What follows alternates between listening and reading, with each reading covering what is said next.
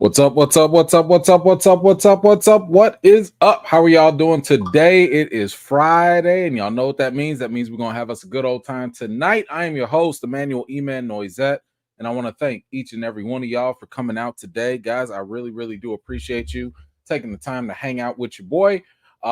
Tonight we have a lot of things to talk about. Well, man, we got enough. We got enough things to talk about. I believe this will be a shorter live, I believe.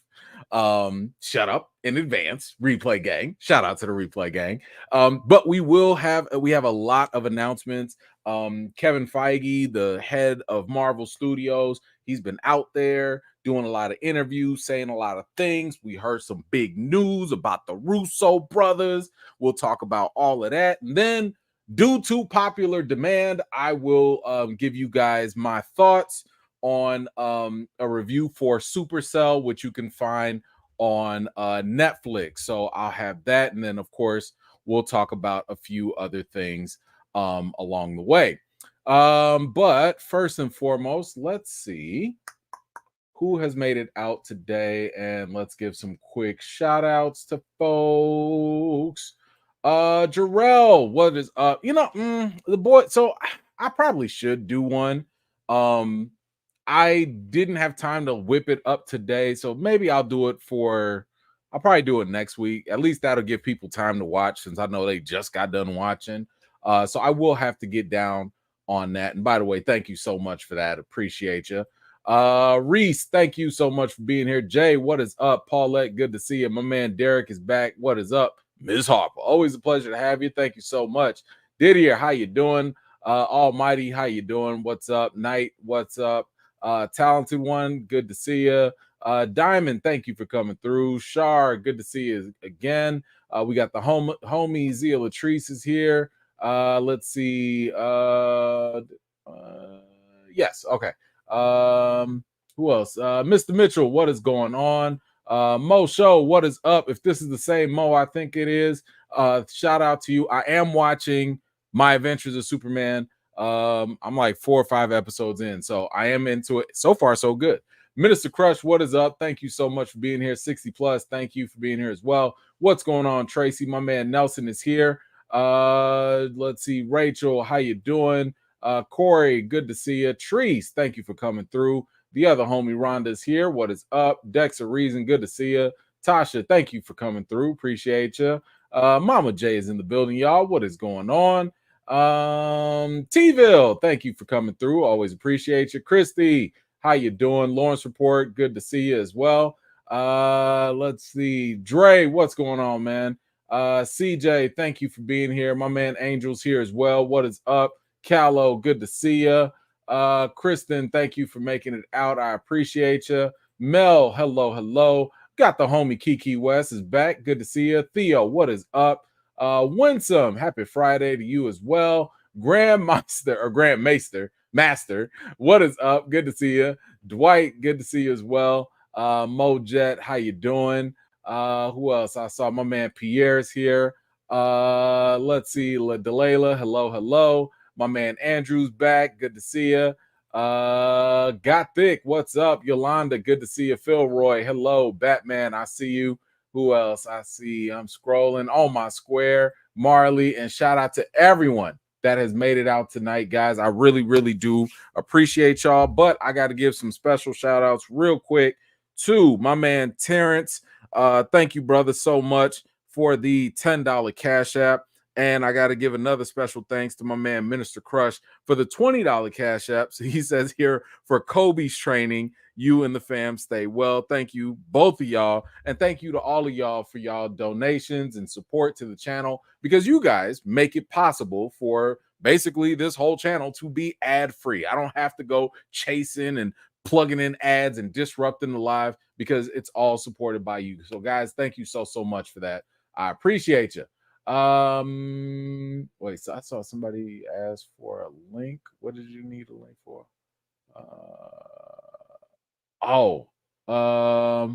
Did I have the Lovecraft Country shirt? Ooh, I don't know if I did.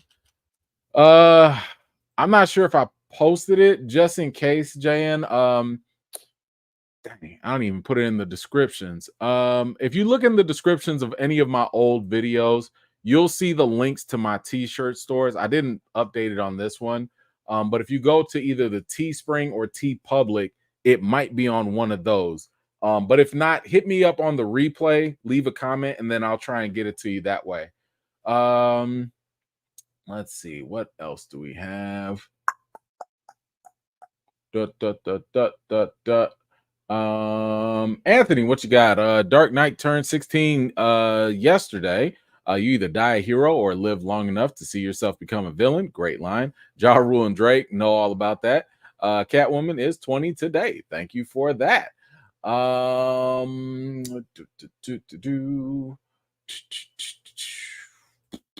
Another one from Anthony. Thank you. Cap 2, X-Men, Days of Future Past, Guardians 1, Amazing Spidey 2, all turned 10. What do you think their legacy is in their respective franchise and comic book movies as a whole? I think all of them, except for Amazing Spider-Man 2, will go down as probably, at the top, close to the top.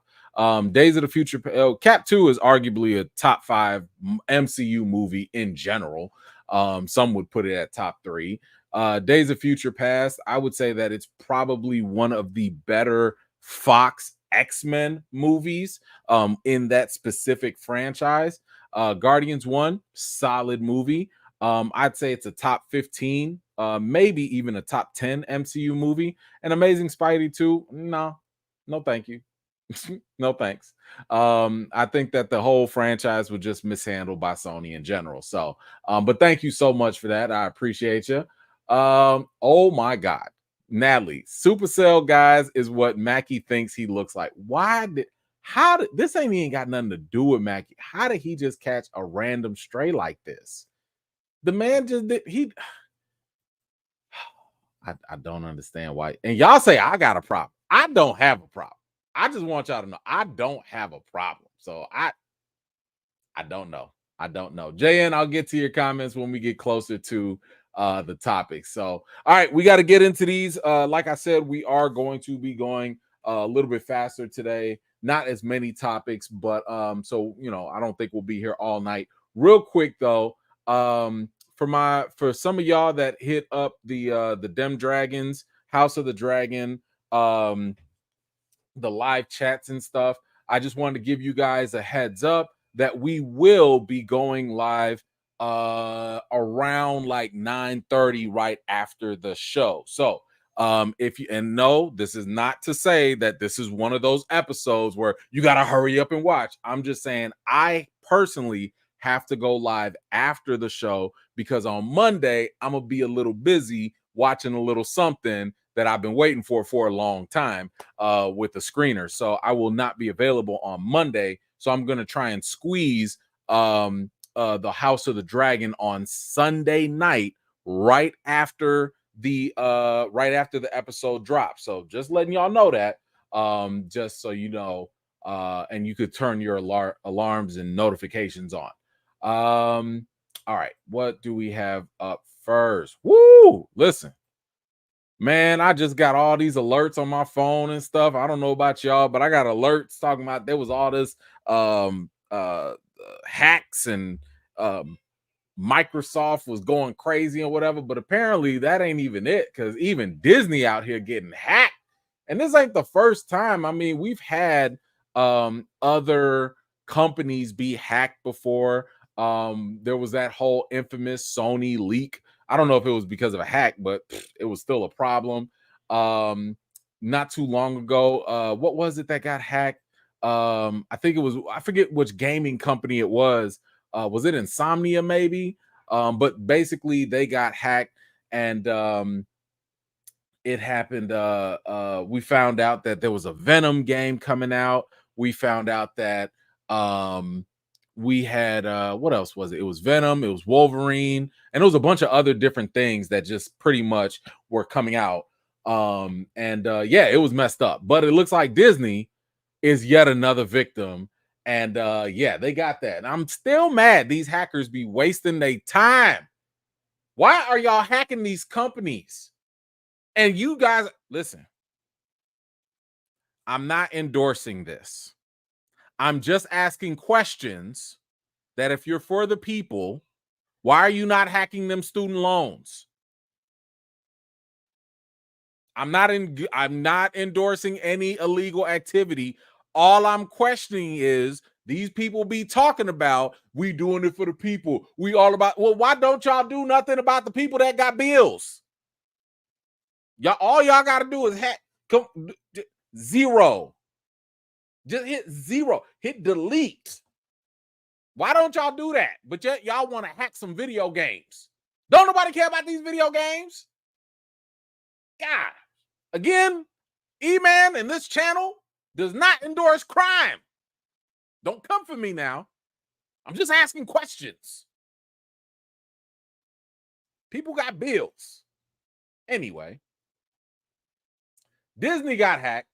So it says here, the entertainment giant is the apparent victim of a cybersecurity incident with hackers claiming to possess more than 1 terabyte of data from the company. The hacktivist group called Null Bulge is claiming responsibility for the hack. The group describes itself as a hacktivist group protecting artists' rights and ensuring fair compensation for their work. Okay. Goes on to say the leaked information includes a trove of internal communications from Disney, images, logins, studio information, and campaigns and other information. This sounds pointless. What y'all like? I'm just wondering. Okay, you got some login. I mean, people could change their login. Okay, you got some images. What y'all finna leak? Mufasa Part 3? What are y'all about to leak? I mean, I'm just saying, like, listen, do y'all have some emails? Like, what exactly are y'all about to drop potentially or leak that's going to protect these artists? Now, I'm just saying, based off of this loose information, and by the way, a terabyte is a lot of information. That's a lot. It sounds like y'all got some video footage in there too to be a terabyte of listen, that's a lot of data. I just want to know what y'all finna do with it. That's all. I just Frozen 5, Shrek 10. What are we doing? What do y'all care? What? I don't know. It says the Noble, the hacktivist group, told the Wall Street Journal it targeted Disney due to how it handles artist contracts, its approach to AI, and its pretty blatant disregard for the consumer. Y'all gonna get me a refund on my Disney Plus? Like, what are we talking about? You know what? I'm sorry. I don't even know why I shared this. I thought this was. I kind of skimmed it. I didn't read it in depth. I thought there was gonna be something like a value here, you know, because like even the video game ones, it was kind of like, yo, we about to get a Venom game, y'all. Dope, great. I'm not endorsing the hack, but I'm just saying, at least as a fan, I benefited from that information. Hey, y'all, we getting a Wolverine game. All right, cool. It was a little rough, but at least we getting a little something that I'm looking forward to and I will purchase. I didn't hear not one lick of nothing that was going to benefit me or the average consumer in any way. Are you going to give us some free accounts? What are you doing? Anyway, what do y'all think about this Disney hack? Is this something that you're interested in? Is this something that you would like to see, or are you curious about? Whatever you think, let me know your thoughts in the comments down below. 60 plus, what you got? You skipped my name. Did I skip it? Oh, I'm sorry, my bad. Review from the dynamic trio, Deadpool coming soon. Probably. We do have to link up on schedules, but yeah, if me, Movie Files, and Brandon can get together. I forgot I need to respond to him, but yes, I mean, I'm down for it. I'm down for it. So hopefully, yeah, we should have like a spoiler review coming soon. So hopefully, yes. Thank you so much for that. Let's see, Almighty, what you got? This actually could be a pretty damaging leak with the return to Hall H right around the corner. Who knows what secrets and reveals could be there? This is very true. This is very true. And that's kind of where I'm kind of like, okay, like what are you going to say? Again, a terabyte is a lot of information. I'm curious if they got emails, because emails that could lose people jobs. That's what happened with the Sony leak. When the Sony leak happened, Amy Pascal, who's still in charge of Spider-Man, by the way, she got fired. It was a lot of people just saying some things that they didn't want to be said in public. Listen, let if we find out, you know, I don't know, Bob Iger had some certain things to say that he don't want to be said in public. Listen, people can lose their jobs. The whole face of Disney could change. So I don't know. We'll see what happened. But we'll I don't know. We'll see. Anthony, what you said here, the people's personal information, apparently. Yeah, I mean, now don't get me wrong. I hope they're not gonna go doxing people, like, don't go putting people's real information out there and making them a target or nothing. Like, that's not okay. But again, I'm just going off of what these group people, hacktivists said, that they trying to do this for the consumer and stuff. I'm like, listen, unless I see something, the only thing that affects me as a consumer is my dollars. Okay. Are you going to give me something that I'm going to spend money on, or are you going to give me my money back? That's the only thing I care about at that point. So anyway, thank you guys for that. We got a couple TV updates, a couple things that have been going on. Now I think maybe three of y'all have been watching Halo, I think. I started it. I remember. It just didn't do enough.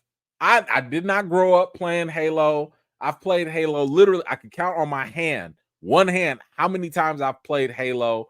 I'm just not a first-person shooter kind of video player. I like third-person stuff more so than anything.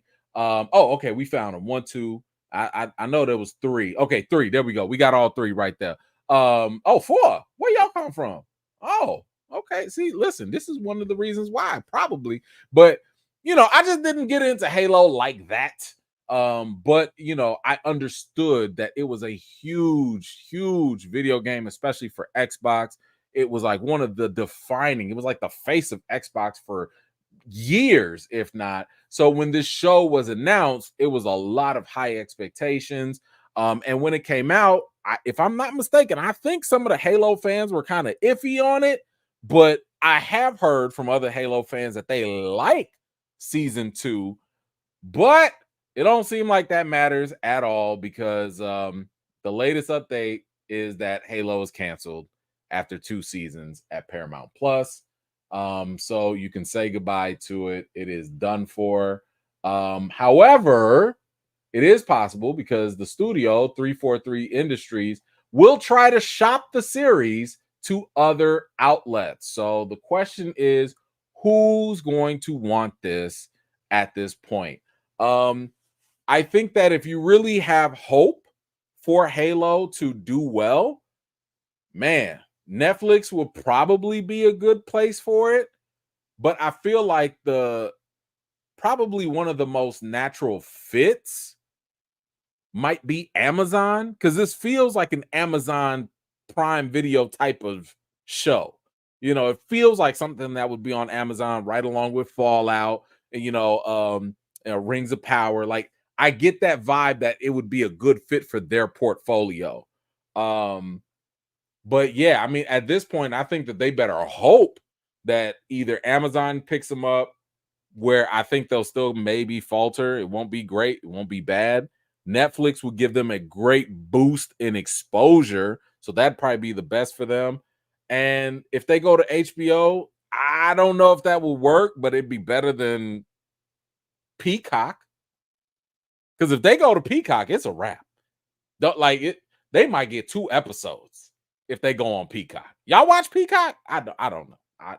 Listen, I don't want to jeopardize no future situations with Peacock. I'm just saying I ain't seen a lot to watch there. That's all. But anyway, guys, what do you think about this cancellation for Halo only after 2 seasons? But it seems like they are trying to keep hope alive.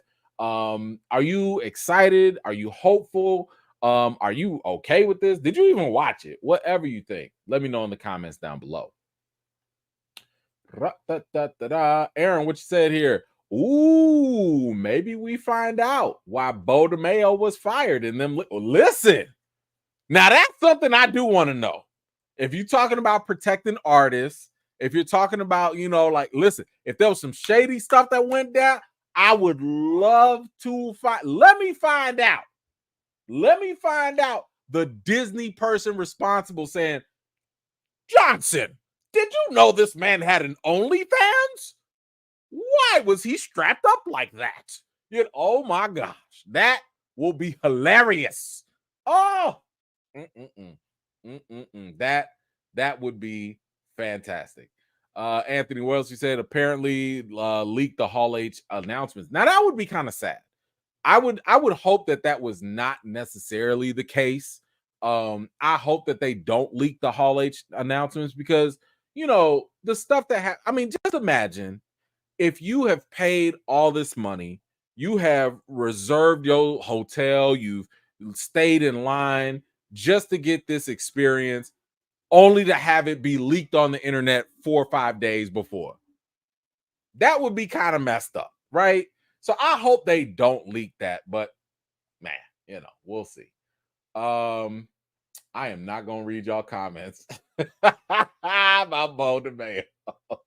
I am not gonna read them comments. All right, let's move on. What else we got? Alien. So in addition to Alien Romulus, which is going to be the film that will be coming out soon, that movie is going to take place a little bit after Alien 1 and a little bit before Alien 2 or Aliens. And I am actually excited to see Alien Romulus. But there is a TV series that has also been in production. If I'm not mistaken, I believe they said something that this TV series was going to be based off of the company that was making the androids, that was launching the space program and stuff. So it's going to be like almost like a prequel, to Alien. But we have an official title apparently now for what this series is going to be about. It says FX, because that's where it'll be on. FX's upcoming Alien series has a new title, and it's called Alien Earth. This is I forget who's talking here. I think this is the president of FX.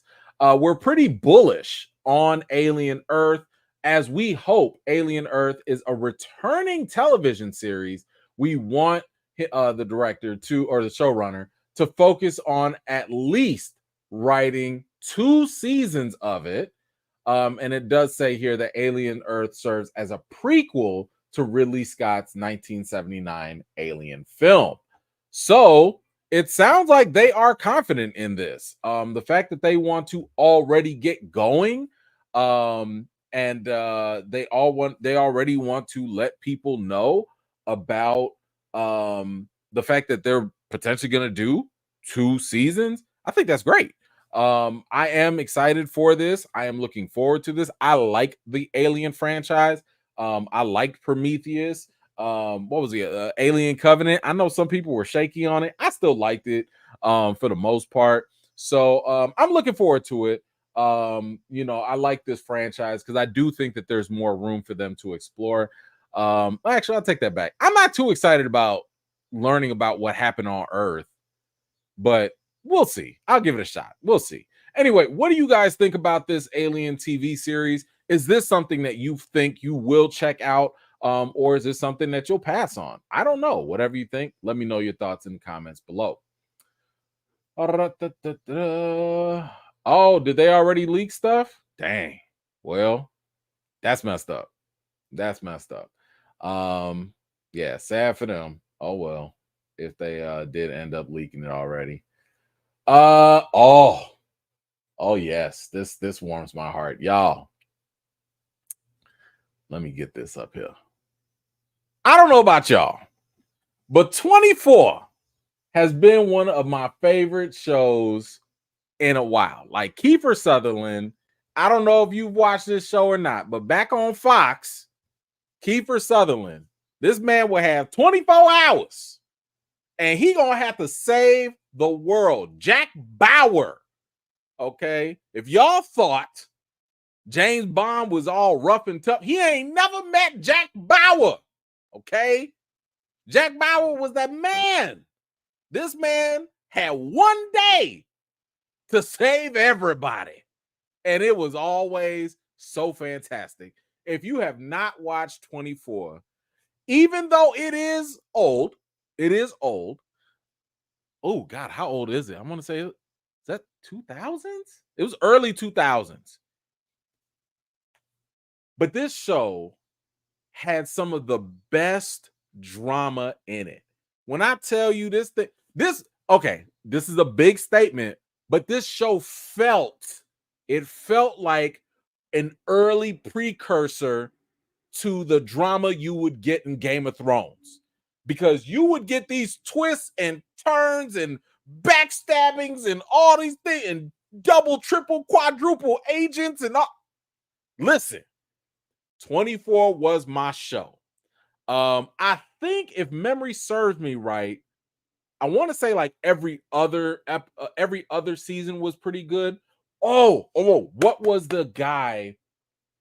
What was the it was the Middle Eastern villain. He was was it Marquand or something like that? I think it was season 4. I think one of the best seasons I had ever seen. When I tell you I was glued to my TV, whatever that Middle Eastern terrorist was, if somebody got a good memory can remember. That season was fantastic. I love this show. I love this show. This show was fantastic. So, and shout out to the black president with the black job, by the way. Yes, he was also a very, very good president. But we do have an update for 24. I believe last time they left off, there was a TV movie. I don't remember it. I think I need to go back and rewatch it. But there was a TV movie where they left everything off. But we actually have an update now on the 24 franchise. And it says here, a film adaptation of the television series is in early development at 20th Century Studios. And it says here that 24 was created by Joel Surnow and Robert Cochran for Fox. Originally ran for 9 seasons from 2001 to 2014 and spawned a television film called Redemption. That's right. In 2008. Each season depicted 24 hours in real time. And that right there, I'm like, okay, the show was called 24 because there were 24 episodes and every episode was 1 hour. How y'all gonna make a movie? How are y'all gonna make a movie now? Is it gonna be called 2.4 and maybe it's a 2.5 hour movie? Can y'all just call it 2? Because you're gonna have to call it. You have to stay consistent. I'm just saying, I don't think you can call it 24 if it's not going to be 24 hours, because it used to be an hour per episode. So I'm curious how they're going to go about that. But I do like, I'm interested. I'm interested in this so far. Hold on. There was one more. It says here, at this early stage, there are no plot details available and no word yet if Sutherland will return for the film. What?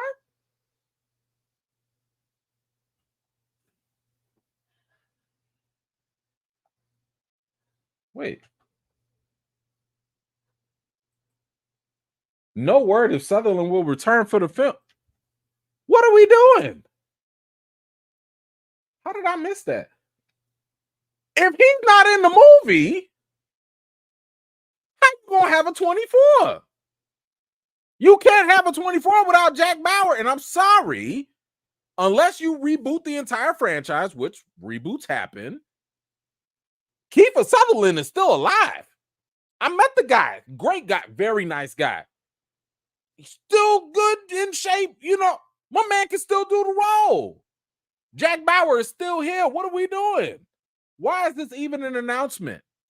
Why do you even think you're going to start making a movie and you don't know if the main star going to be there? What's the point? Hey, y'all, we gonna make a Rocky movie, but we don't know if Sylvester Stallone gonna be in it. Then you don't have a Rocky movie.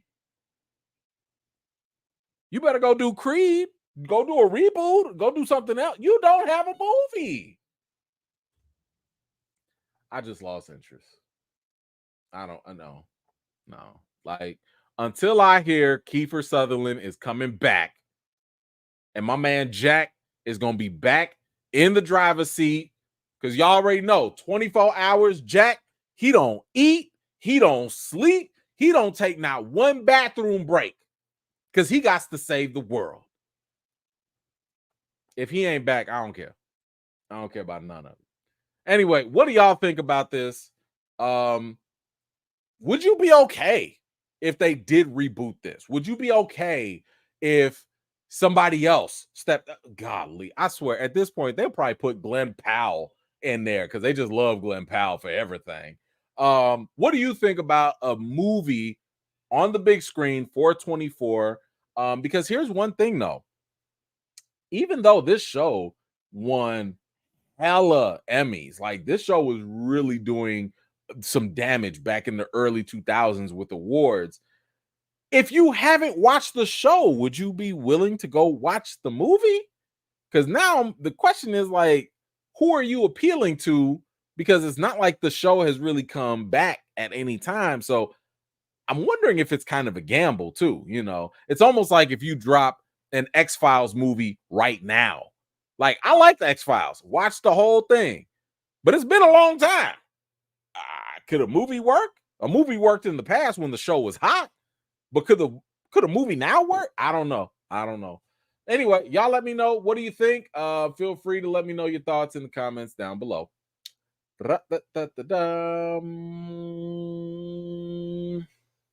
Ill, I'll get to yours in a second. Let's see. JN, ended too soon. Bauer loved Henny too much in real life. Oh, did he have an alcoholism problem? Dang, if that's the case, that's messed up. Oh man, I didn't know. Kiki, what you got? They can still do it. There are movies that take place in one day, like Friday. I mean, yeah. I'm just, I get it's just not gonna feel the same. Because like they literally, you had a countdown clock. Doot, doot, doot, doot. Y'all remember the doot, doot, doot, doot, doot. Every time, every commercial break, you got that countdown clock for 24 because it was on time. The second you had 5 minutes, you like, damn, we got 5 minutes left on the show. So I'm just wondering. I don't know. They could do it. I know. But yeah. Dang, was Kiefer really out there like that? Dang, DUIs. Dang, bro. I didn't know. I hope he better now. Thank you, Kiki. I appreciate you. All right, let's move on. Okay, real quick. I have it. I have an update for the boys. But I know this finale just came out, so it has some spoilers in it. But if you guys have not watched it, I really don't want to talk about it too much. Do we want to just do a spoiler alert? Maybe people take a break, or do we just want to skip it? I'll leave that up to you guys. Let me know what you think real quick. Should we talk about the boys and the ending? I know it just happened. So let me see. I got one go for it. Y'all let me know real quick. Talk about it. Okay. All right. I'm seeing give the spoiler alerts. Okay. So guys, I'm going to be talking about the boys real quick. You see the spoiler alert right down here. I will give you a few seconds, couple minutes here to go on and get out of here. If you have not watched the last episode of the boys, just keep an eye out for this. When this goes down, you don't have to worry about, the spoilers. So, okay, I think everybody's gone now. All right. So the boys ended off on a major cliffhanger. And for those of you that have watched it, And I told you I'll probably try and talk about it next week. But just roughly, like, this wasn't the best season, not to me.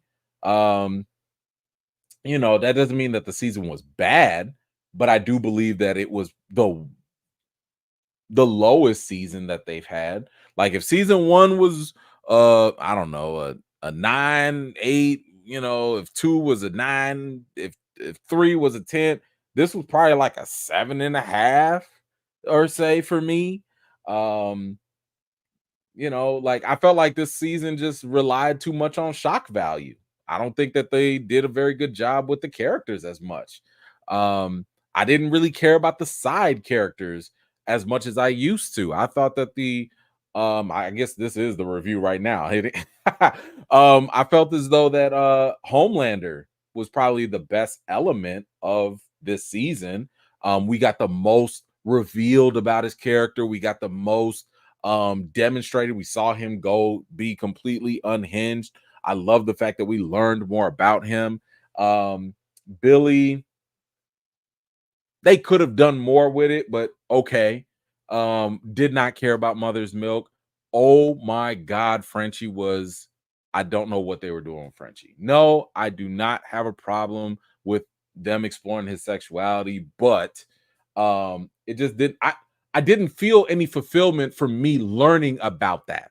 Like, I'm like, oh, that was it. Like, y'all could have just saved that. That could have been something written in one episode. Like, man, I did some crazy stuff in my past. Oh, okay. Like, yeah, that did not need 4, 5 episodes. So I didn't care about that. Kamiko, I liked her story. That was cool. Huey, decent. I did like I like what they're doing with A Train so far. That has kind of worked out. But yeah, this was just not the strongest. But again, it's not being the strongest doesn't mean that it's like terrible. Like it was fine. There were definitely some good moments in there. Probably my favorite was Homelander going back home. That was fantastic. I love that. But yeah, I don't know. Like it felt like the momentum of the series of the season just kind of went up and down. But I think it ended on a high note. I think it ended in a place where I'm like, okay, great, give me season 5, right? Like I'm waiting to see what happens. So with that said, maybe I'll just make this the review too. With that said, we have the creator Eric Kripke. He basically talked about the ending of the character of the story and what's going on with Homelander now, right? And he said here, in terms of the finale, he said, I think the finale of the season 4 really shows you that we've been planning 5 years all along, because there's no way a show goes one more season after the events of that finale. As far as we're concerned, it's our show's version of the apocalypse. Homelander gets everything he has wanted from the beginning, which is to completely remake the United States in his image and according to his whims. He goes on to say, I always look at it as if the 5 seasons were kind of that point, that's sort of the end of the second act of a movie where everyone's really at their low point and they've all faced their own personal demons. Now they need to really come together in the 5th season to save the world. So yeah, Homelander's running things, and him running things definitely is a scary idea. Um, you also have the whole team split up. So now how do they get back together? I mean, what was it? Billy is out there still, but so is Starlight. She's still out there. So maybe they can come together and bring the team together. Billy's crazy right now, but we'll see what happens with him. But like I said, I'm looking forward to what happens in season 5. It looks like it's at least built up to a point where now it's kind of like, yo, what do you do? This is a scary looking America where, and keep in mind, don't care where your political stuff lies, but this show has intentionally mirrored Homelander after Donald Trump. So And I don't, obviously that whole assassination attempt thing was more of a coincidence, because it was filmed obviously before the events happened. But this does seem like a foreshadowing of what would the world look like if someone did become a dictator and had all that power. And that's what Homelander is encompassing at this point. So again, I do want to see that. I do want to see what happens, how this goes down. And but yeah, anyway, guys, what do y'all think about what the showrunner had to say about it? What did you think about the ending? Whatever you think, feel free to let me know your thoughts in the comments down below. Okay, let me take this off for the people. Okay. All right. Okay. Oh yeah. So I don't know if y'all recall, but there was a movie that came out. I want to say this was in 2020, something like that. The Old Guard with Charlize Theron. Um, I like this movie. Had Kiki Lane in there. It was based off of a comic book film. It's on Netflix. But they if you saw the end of it, it does show a setup for a sequel. But the question is, like, where's the sequel? It's been 4 years. What happened? What's going on? But I did like it for the most part. And Charlize does give us a bit of an update here about it. She insists the Old Guard 2 will be released soon. She says here we got kind of stuck in that and in the pandemic, and our post production shut down. I think 5 weeks into it. This was also because of the writer's strike and all that.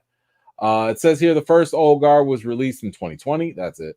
The movie stars Theron as Andy, the leader of a small army of superhero-esque immortals whose centuries-old secret existence is threatened by a villainous pharmaceutical titan who wants to replicate their DNA. So if you were holding out hope for the Old Guard, it looks like it's still happening.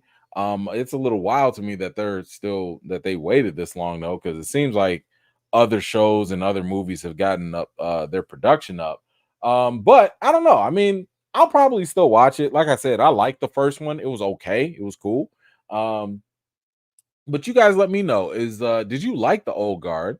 And if you did like the Old Guard, are you still looking forward to the sequel, or has too much time gone by? Whatever you think, let me know your thoughts in the comments down below. All right. You know, I feel like we don't hear enough of this stuff. And it's been a while since we've had these kind of stories. And I just wanted to kind of brief on it. Because, listen, we drag celebrities, studios, CEOs, we drag people whenever they be out here doing grimy stuff. But sometimes I feel like we got to give some love, when people do nice things. And Ryan Reynolds, who, I don't know, I could be mistaken, but I don't recall people really having negative things to say about him like that. But this was a nice little story that I thought, we could talk about just real quick. Because this is a guy who, especially when it comes to his production studio and the people that he works with, he really cares, right? At least this is what's been reported. And this was just a quick little story about him during the for Deadpool 3, and what was going on. And he says here, no part of me was thinking when Deadpool was finally greenlit that this would be a success. I even let go of getting paid to do the movie just to put it back on the screen. They wouldn't allow my co-writers, Rhett Reese and Paul Wernick, on set, so I took the little salary I had left and paid them to be on set with me so we could form a de facto writers room. Wow. It goes on to say here, necessity is the mother of invention. The more constraints you place on the creative process, the more you think outside the box. So personally, I didn't want more money than we needed. We wanted just enough money to make what we set out to make, but also find ways to creatively pivot. So, in other words, Ryan Reynolds did what he had to do to make Deadpool work. He went ahead, did not ask for a salary, probably gonna get cut off on the back end. If I'm not mistaken, I wouldn't be surprised if he's like, hey, I don't need no couple months. Let me get some of that back put. Let me get that Robert Downey money. Let me get that deal. But this was really good of him because, as we know, at this time there was a whole strike going on where writers were not getting paid, or they were not getting paid fairly. So because that strike was happening, the fact that this man actually gave up some of his salary to pay some of his co-writers, and I believe these are some of the writers that were there with him on day one with Deadpool 1 and 2. So shout out to him. Just really cool. I like that that he did that. I thought that was really dope. So shout out to Ryan Reynolds right there. And if you guys have any other thoughts, feel free to let me know in the comments down below. And by the way, before let me hold on. Let me get this because I don't want to leave him off the bus too.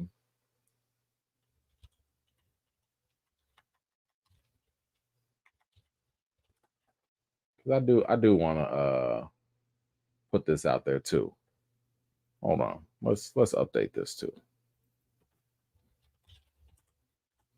Listen, we might give some flack for the movies. The movies might not always be there, but you know what? Tyler Perry, even though some people got certain things to say about him, regardless who they are, there are more people that have positive things to say about him than negative. Not about his movies. I'm talking about working with him. And one of those people was Megan Good. And no, I did not watch the movie. No, I will not watch the movie. But yes, this is the movie that also got a 0% on Rotten Tomatoes. Like, this movie is just not good. But one thing that is good is the fact that Megan Good, along with her co-stars, got paid what they deserves. She was on Shannon Sharp's podcast. She had talked about how, Jonathan Majors, shout out to Jonathan Majors, that when she was asking for how much she deserves and how much she should ask for, Jonathan was like, yo, ask for this amount, ask for a high amount. And she felt kind of, iffy about it because she's probably not used to getting paid that much. And Tyler was like, I was going to give that to you anyway. Listen, this is the advantage. And this is what we hope for. Again, it doesn't matter if you like the movies or not. Somebody gonna watch it. There's an audience for it. But I give a whole lot of credit to somebody who has actually gone out there. He's built up the business. He's built up his own studio. He is the boss. He doesn't have to answer to no higher bosses or nothing. And he's paying Black folks, Black women who normally do not get paid the same amount. Keep in mind, this is what Taraji was complaining about before. This is what many Black actresses have complained about multiple times. And this brother, again, you can talk about his work all you like, but he's paying these folks what they deserve. He's paying them fair rates. From a business standpoint, kudos to that. And he also, like I said, he also did that for the other co-star too. I forget his name, Corey something. But yeah, so I like to hear that. When we sit here talking about CEOs taking money and not paying people right, not cool. But hey, at least he's paying folks, so cool for him. All right. Ooh, Zia, what you say here? Ooh, what's it? Taking the money he makes off of Black women's trauma to pay back. To pay Black women is the least he could do.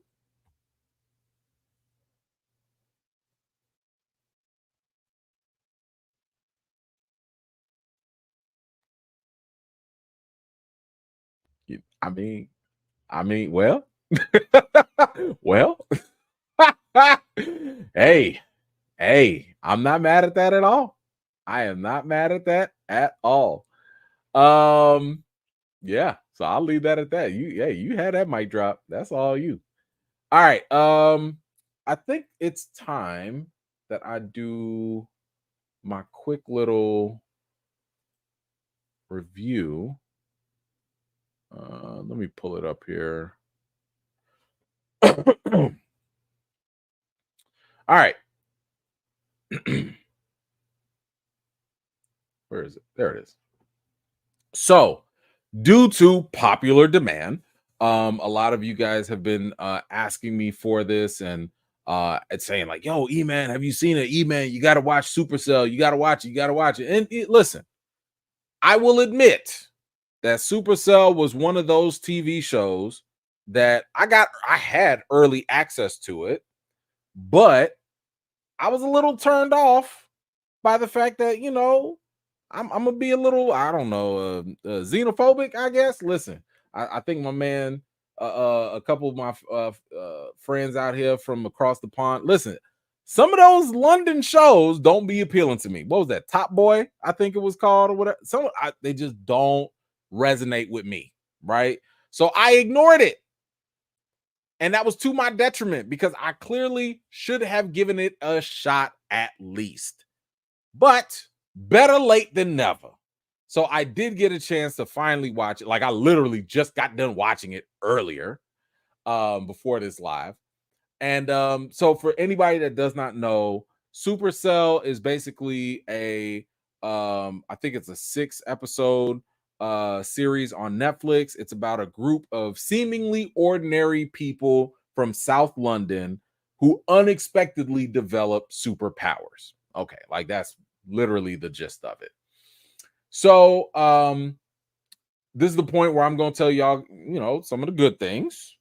And probably the very first good thing was, man, I loved their powers.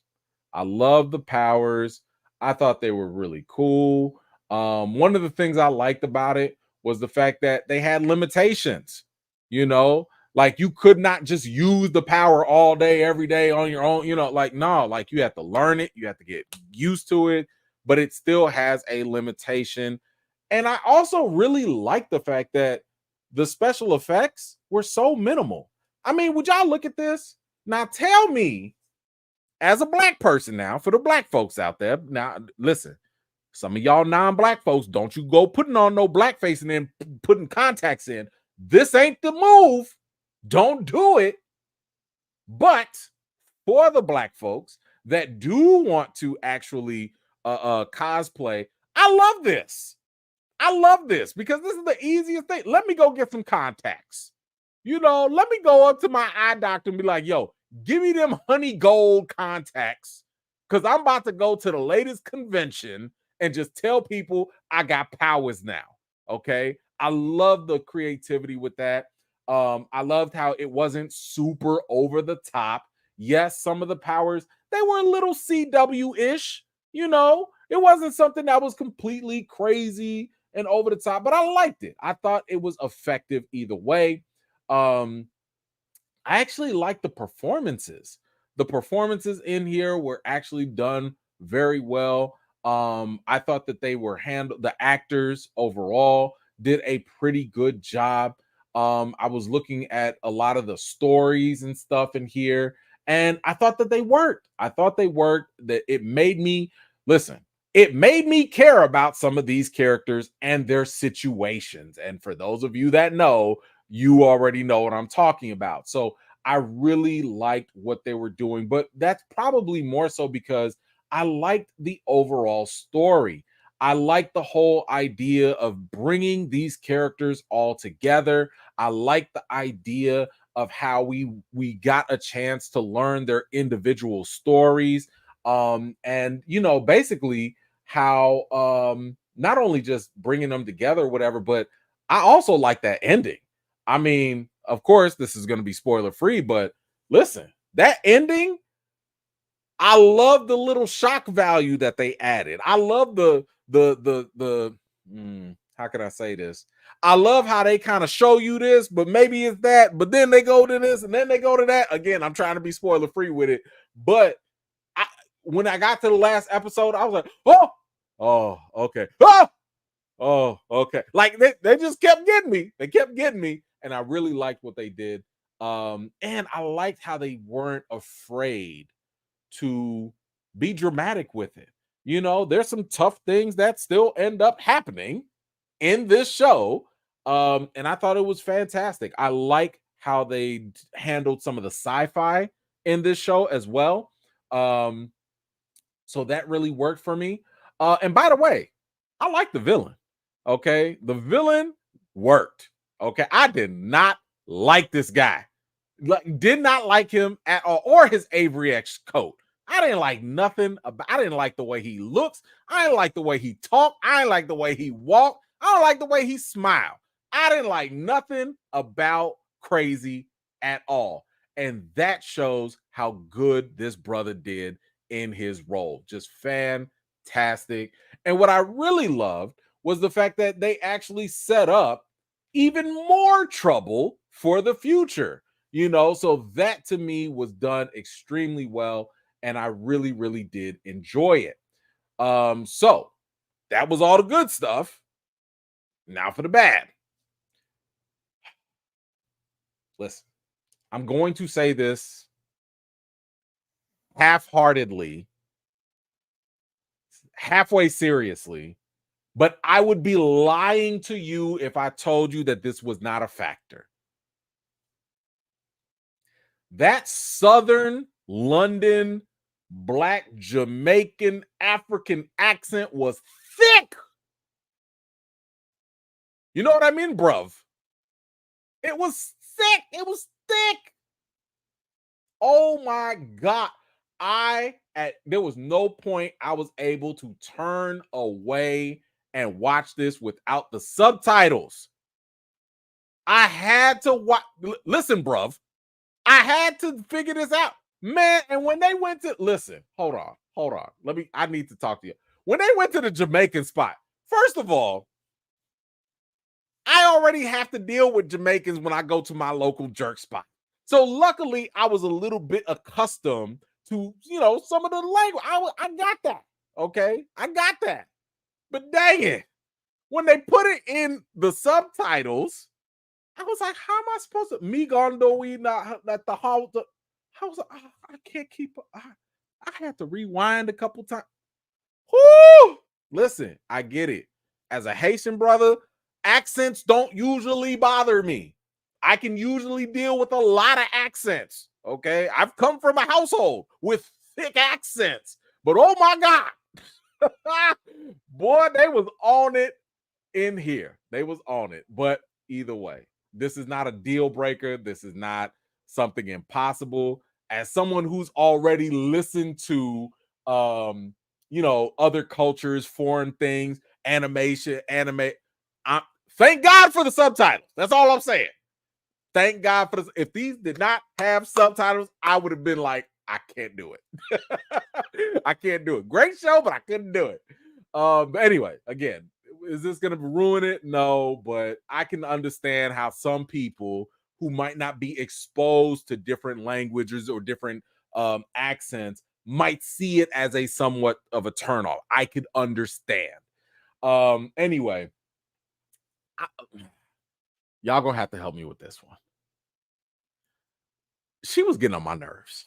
No, I'm not talking about Sabrina. I'm talking about the sister. The sister, and listen, I don't know. But the sister, the character just got on my nerves. She just kept on. I felt like every other character, because everybody had like a best friend. Everybody had somebody that they could talk to. And a lot of them was just kind of like, oh, I understand. But this sister, I mean, if she not the definition of hard-headed, and I was sitting there like, lady, look, Sabrina, listen. Sometimes you gonna have to love people. Sometimes you gonna have to love family from afar. You sure you want to be involved with this? Because all she do is she want to go smoke cigarettes and do bad things with her friends. That's all she want to do. She got on my nerves. I mean, listen, I'm not going to, I know she had a situation with her situationship, and that is a real issue for some people. I don't want to downplay that. It was just that at some times I was just kind of like, come on now. Like, come on now. So minor grievance, not the worst in the world, just a minor grievance. Who else was it? I don't know if it's fair to include her, but the girlfriend did kind of just a little bit. Just a little bit. Now, she was more understandable. The girlfriend was a little more understandable with her frustrations. I thought that they wrote that better. But there were moments where I was like, can you just stop? Stop. Leave him alone. Let him do his work. Just sometimes she kept prying a little too much. Listen, if somebody told me what he told her and what he demonstrated to her, I would have been sitting there like, oh, what did you say? You want me to stay right here? I will stay right here. Oh, you want me to go over there? I will go over there because I believe you. I'm not going to do any extra. She felt like the definition of extra sometimes. Now, again, I liked her character at the end. I think it all came together. But man, in the beginning, I was like, listen, girl, like, I need you to chill out. I need you to chill out. Anyway, when it comes to the reason, Supacell, I think it's a well put together, straight to the point, effective and entertaining superhero series that feels like it's very grounded and gritty, and it just does not try to do too much at all. The episode lengths were just where it needed to be. The characters were just developed enough where they are relatable, where they're engaging, and it was entertaining. So I don't know, when it comes to like the rating for Supercell season 1, I would probably give this an 8 out of 10. I had a good time with it. Like, I found myself looking forward to watching other episodes right after, I watched one. And I really like where they ended off. Like, it really ended off in a place where I was like, yeah, I want to see more. And yes, this is the black version of Heroes. And Heroes, as I've told y'all before, was a fantastic show that I absolutely love, but it was hijacked by the writer's strike back in 2015 or whatever. So the fact that you can give me Heroes, and it's almost word for word, right? Except they changed some things. If you can give me Heroes, but you can put them in black folks, I'm cool with it. And matter of fact, I even love the idea, the source of their superpowers. I liked how that was a nice play. I think the writer director was Ratman. Shout out to him. He did a very good job with this. So anyway, I enjoyed Supercell. Shout out to all of y'all that let me know about the series. I do appreciate it. If you have seen the show, what would you give it on a scale from 0 to 10? Feel free to let me know in the comments. If you haven't seen it yet, come on back to this video and let me know what you thought about it in the comments as well. All right.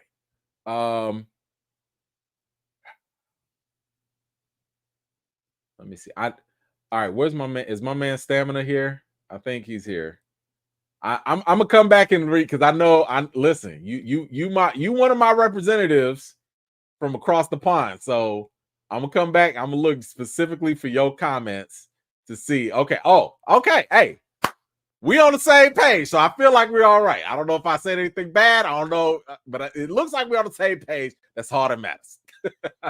But thank y'all. I appreciate y'all for the recommendation. That really did come through.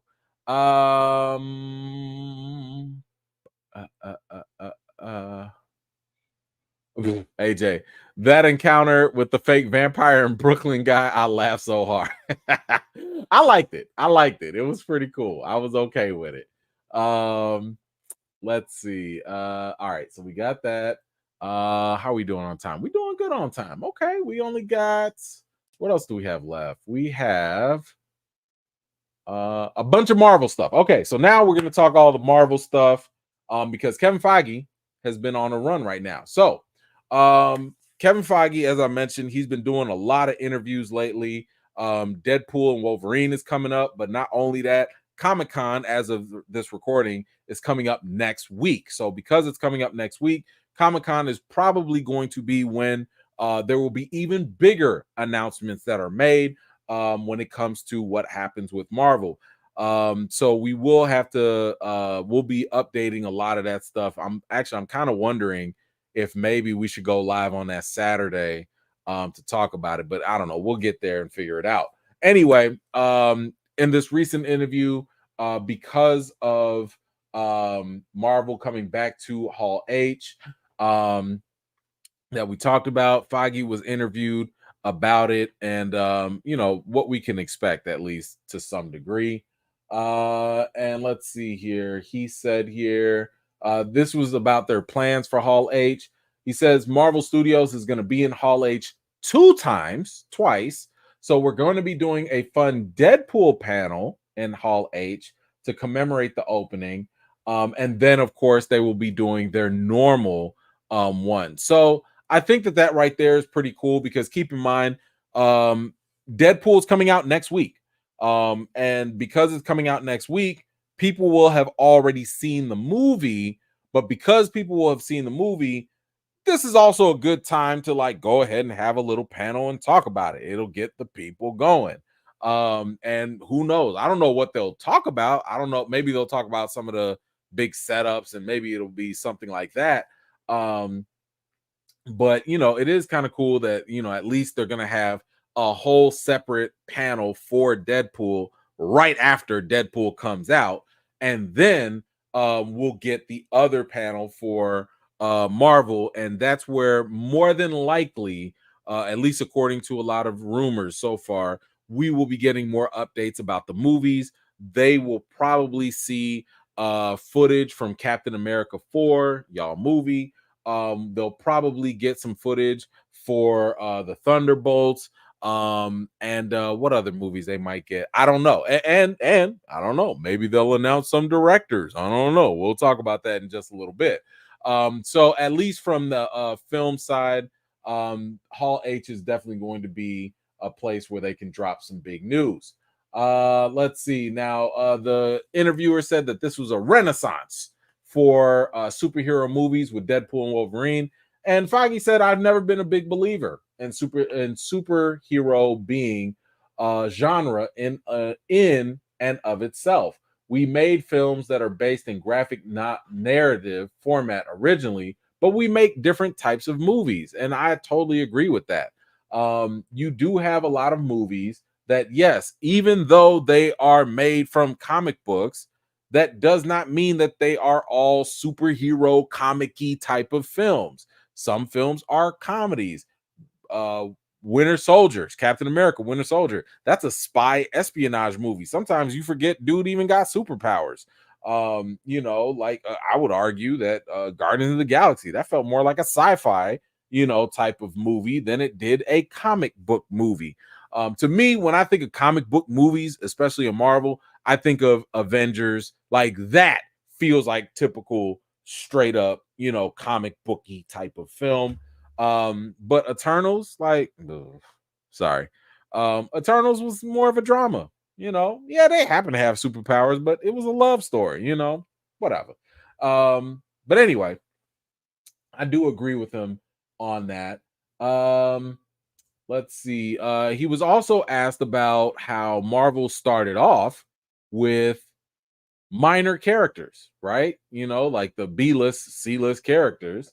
And he said here, I said for a long time that the 1-2 punch for Marvel, predating me, was Blade and then X-Men. Blade was a character that nobody knew from the comics, or very few people knew. Both of them did extremely well, and that instilled in us the notion that it is less about how many issues did you sell or how famous was the animated show or the live action series in the 70s, but how engaging can you make the character and how much of a new experience of a world can you bring to cinemas with that character? So this totally makes sense, right? And this kind of speaks to Marvel's overall plan that we've seen develop. Doctor Strange, is he an A-list character before? No, he was probably like B-list, whatever. But with him came the entire thing of magic in the MCU. It helped explain it. Guardians of the Galaxy, classic example. We knew nobody was checking for Guardians of the Galaxy, and that includes y'all comic fans. We was not checking for Guardians of the Galaxy until they actually made the movie, and then all of a sudden, because it got popular, bam, that's when things started to take off for them. And again, even Iron Man. Iron Man was not popular. I know there are gonna be some old heads, but E-Man, don't you remember the Iron Man the show, the animated show in the 90s? I do and I don't. I remember it existed. I remember watching it and not caring. It was not that good.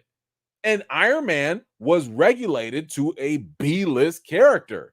I know for a lot of newer people, this is like news for them because think about how much Iron Man is popular now, but before Robert Downey stepped in, that was not the case. That was just not the case. He was not that popular. He was known, but he wasn't that popular. So I do like that, and I like the fact that he, once again, he recognizes that Blade was a success. And once again, let me make this very clear for Marvel Studios. I don't care about Captain America 4. That's fine that they're going to make it. I don't care about Thunderbolts. What I want from Kevin Feige on Comic-Con at Hall H, I want you to continue the big reveal that you had 5 years ago when it came to Blade. 5-something years ago, you told us Blade is coming. We're going to get a movie, all of that stuff. I want an update. I like to hear who's the director. I want to see where is Mahershala Ali on this. I want to see him on stage. Can you bring him out in his outfit? That's what I'd like to see. I'm just giving you my dream scenario. Have Mahershala Ali come out with his sunglasses, his trench coat, his sword, so we can actually see what the hell Blade looks like in the MCU. Because we don't know. All we don't even have concept art. Y'all know the concept art where they be like, this is kind of what we think this character might look like. All we have is fan art, unofficial fan art. Where they do that at for any character that's already been announced officially, and I get it, production stuff happens. I understand. I report on it all the time. But damn, nothing official from Marvel. I swear, if Kevin Feige goes up there and you don't say one word about Blade, that is peak disrespect. I'm not saying that you got to have footage. I'm saying you got to give us an update. At least, hey, we're working hard. We know we messed up. We know that we've hit some bumps in the road, but guys, Blade is still coming. Give us something. That's all I'm saying. That's not asking for very much. If Blade meant that much to the Marvel and the MCU, the least you can do is act like they still exist.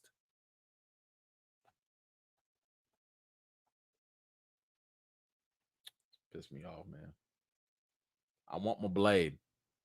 I want my Blade. And the reason why I want my Blade is because I think and I feel that Blade is going to hit the culture and Black community specifically will uphold and exalt Blade on a level similar, not the same, but similar to what we did with Black Panther. It ain't going to happen with Cap 4, but I do believe we will show up and show out for Blade. I do believe that. I don't know. I'm tuning in to the ancestors. I don't know. But I got the feeling that Blade is going to be that movie that Marvel's going to be like, we had no idea it was going to be that successful. Dang, Blade hit $1 billion. We just didn't know people was going to show up. We didn't know people would dress up for it. Just like Black Panther.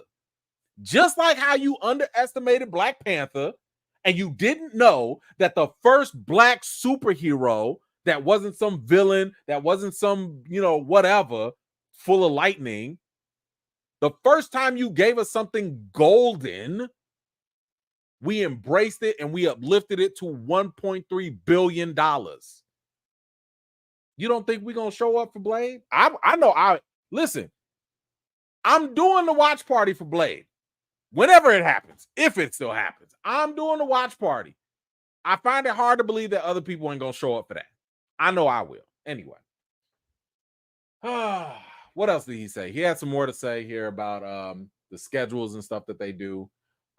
He said, we build movie schedules oftentimes and film schedules around what we would have ready to show at Comic-Con to announce and set the expectations and the tonality of what's to come over the next couple of years.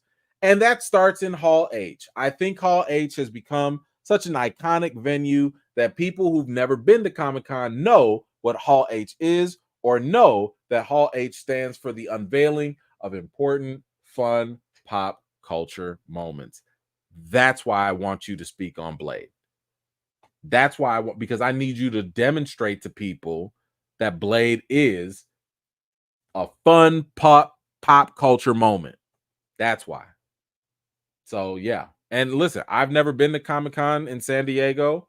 I do plan on trying to go maybe in a year or two. I got to get my funds together because that's expensive. But I remember, and we talked about this last time. We was thirsty for anything Avengers Infinity War related. And I remember reading the updates, and it was like Thanos threw the moon at Tony Stark, and we was like, what? Get fine. So yes, I know some great things happened at Hall H, and I am looking forward to hearing it. Not this year, but I do want to hear about it next year. But anyway, you guys let me know, what did you think about his comments here about Comic-Con? Are you looking forward to the things that will be revealed at Comic-Con from Marvel? Whatever you think, let me know your thoughts in the comments below. All right.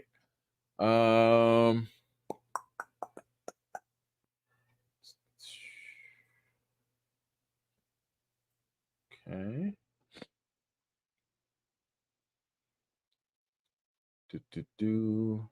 Hey, thanks for that, Anthony. I'm gonna wait for some more sources to come out, but thank you. So speaking of, we got to talk about X-Men and Spider-Man. So X-Men 97 has been utterly fantastic. But we also have a live action X-Men movie coming out. I would say thanks to the popularity of X-Men 97, which was fantastic. Shout out to them. They got one Emmy nomination as well. But Kevin Feige, who is out there doing his interviews and stuff, he had some updates for X-Men and for Spider-Man 4. Let's see here. What did he say in the interview? So when asked about mutants and the X-Men coming to the MCU, they were asked what's up with the X-Men as well as the next Tom Holland Spider-Man movie. He said, Amy Pascal and I are working on it. Remember, she is the other Sony or ex-Sony rep that's working on it as a producer.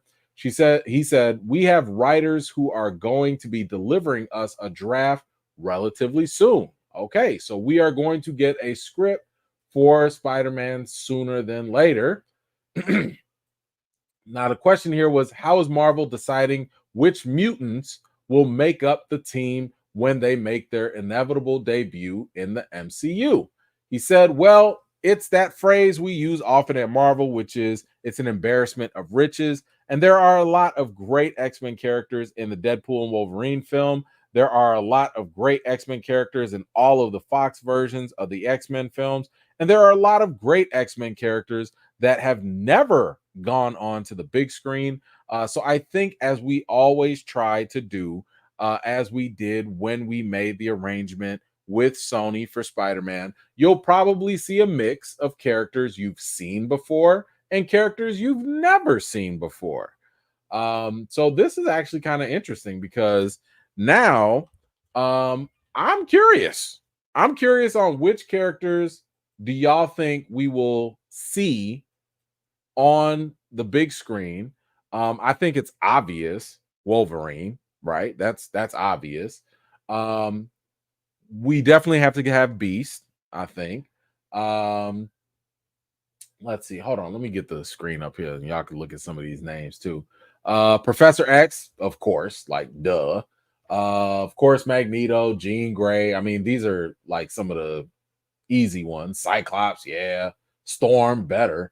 We already had Nightcrawler, we had Rogue, Iceman, Mystique, Colossus, already had them. We haven't had a live action Sunspot, so maybe. I'm always down for us to get Bishop. You got to have a Gambit. I think we had Emma Frost. Havoc, we did actually get Havoc. Huh. Banshee, I don't care.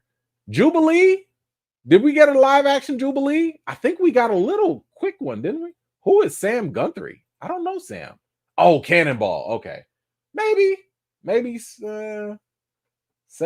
No, we got him. Nate Gray. Ooh, we not ready for that.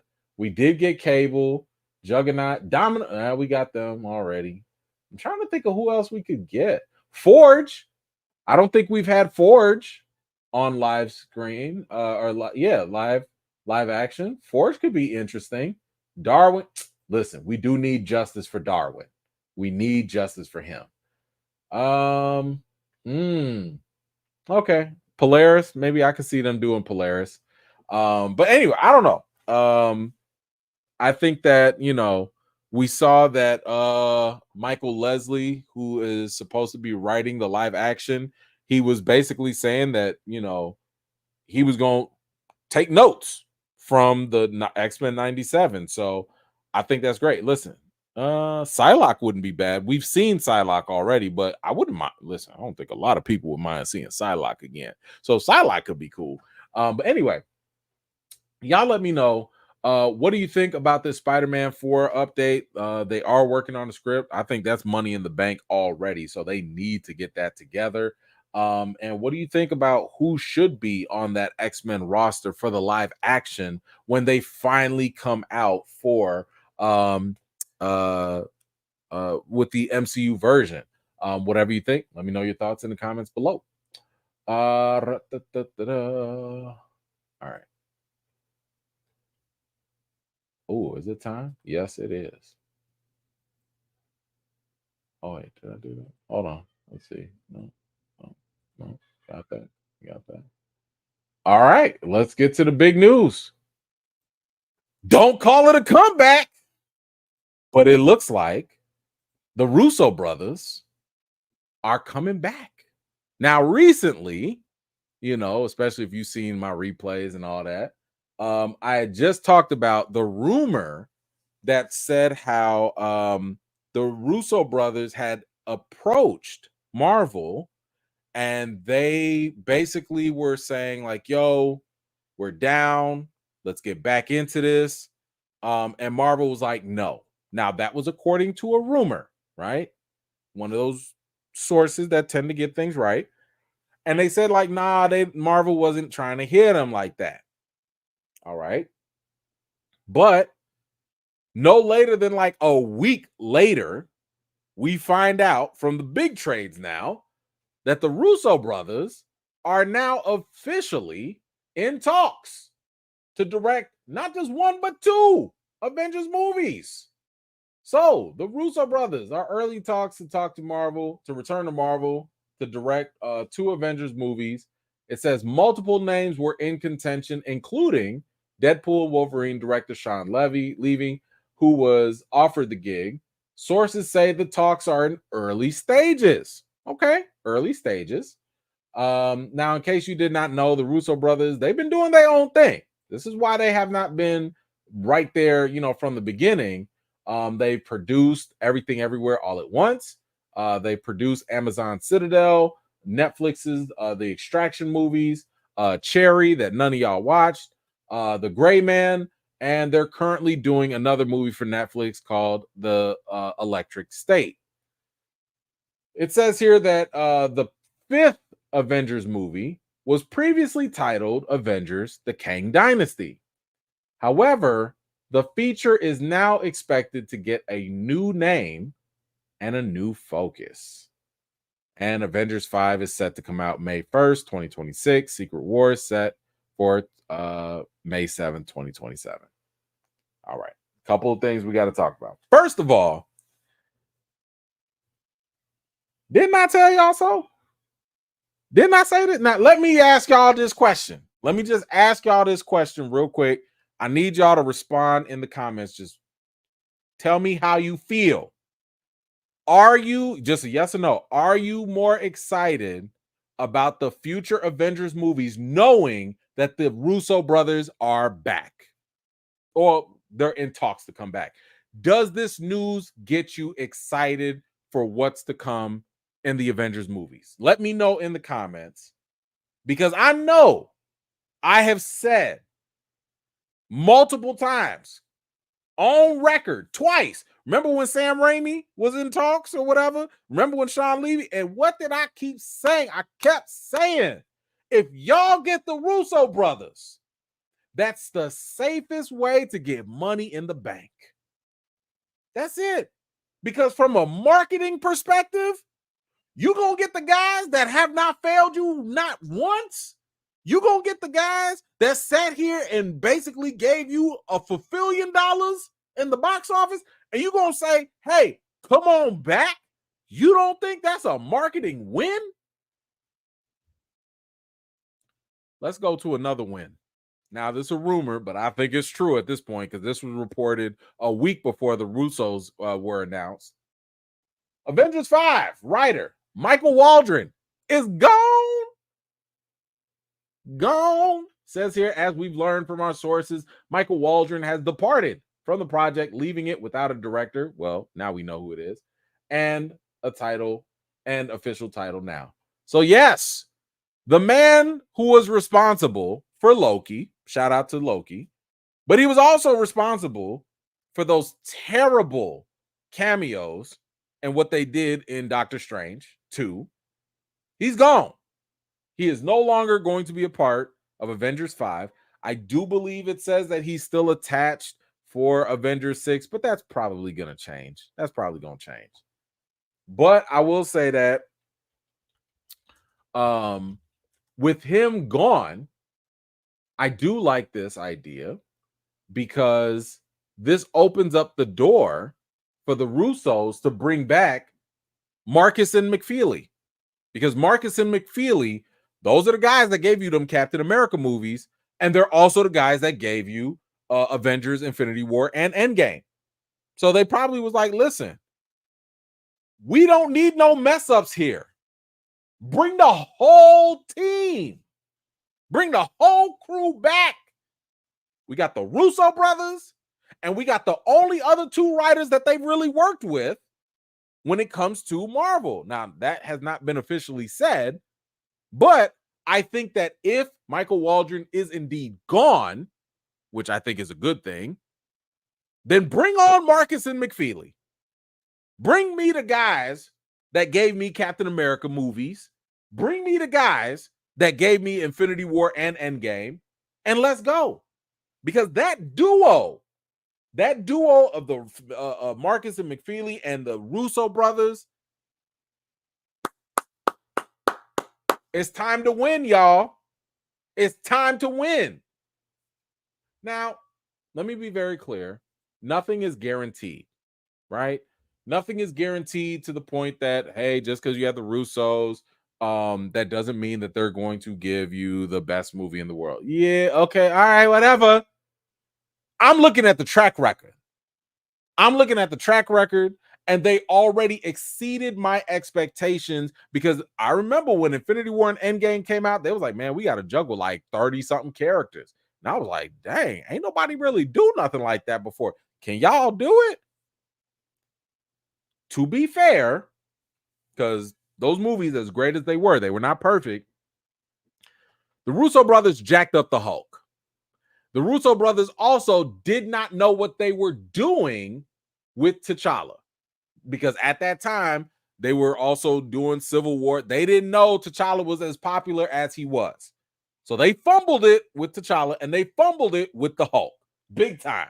Oh my God, they fumbled it with the Hulk.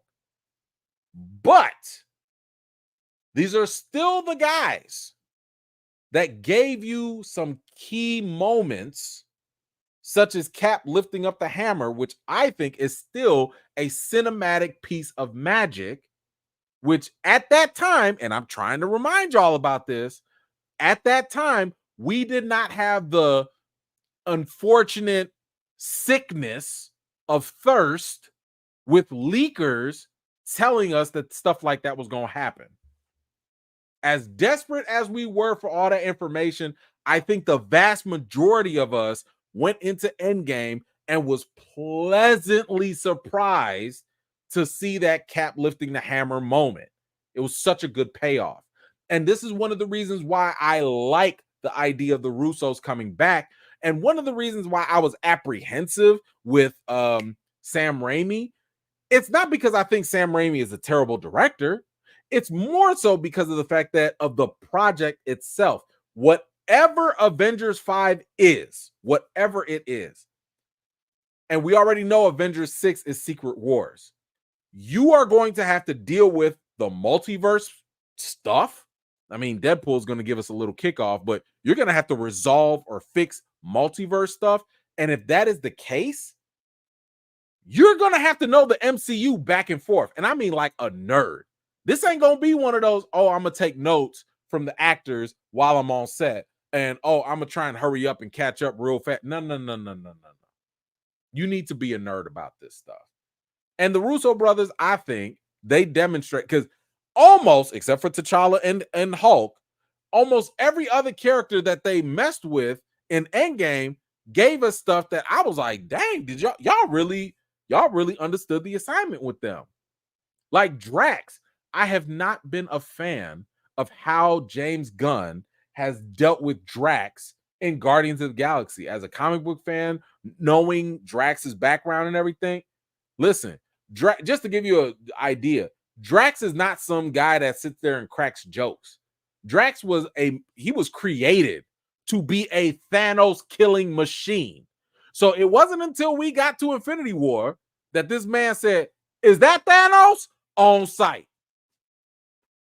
I'm just coming for smoke. I'm coming straight for the smoke. I'm not going to be invisible. I'm coming straight for Thanos, going for the head. That shows me that you understand the character. I love it. So, I'm with it. I think that the Russo brothers have the opportunity to capitalize on things. I think that they have the opportunity to give us, I would say at minimum now, especially with Comic-Con coming up, you about to get this announcement from Kevin Feige. Let's just be honest. Feige is going to get on stage and he's going to be like, oh, by the way, here's the new directors for Avengers 5 and 6. The Russo brothers, they back. We know the Russo brothers had said before that Secret Wars was one of the only things they'd ever come back for. And now this is the perfect opportunity. But let me address the other point that was made in this article, which was they're not going to focus on Kang, or that they're going to have a new focus. I've already said this before, and I'll repeat this. Is it possible that they can move on from Kang? Sure. It's fiction. Anything could happen. In my opinion, it would be a disservice to MCU fans to just quickly move past Kang the Conqueror. Why? Because you literally wasted our time with all of Phase 4. All of Phase 4, you kept building up the multiverse saga. Multiverse, that is Kang's domain. I understand you had the situation with Jonathan Majors. That's fine. But you promised us a villain that was so powerful that he pretty much waxed all these Avengers from all these different timelines. And you not gonna deliver on that? You just gonna say, oh yeah, this big bad, we let some super ants get rid of one of him, and we took his own company, because TVA is a black-owned company. His own employees are now getting rid of him. What? What? How dumb does that sound? The man that has mastered all of time, the man who has literally conquered multiverse, he gonna get caught up by the little time police department? That's how y'all gonna leave it off?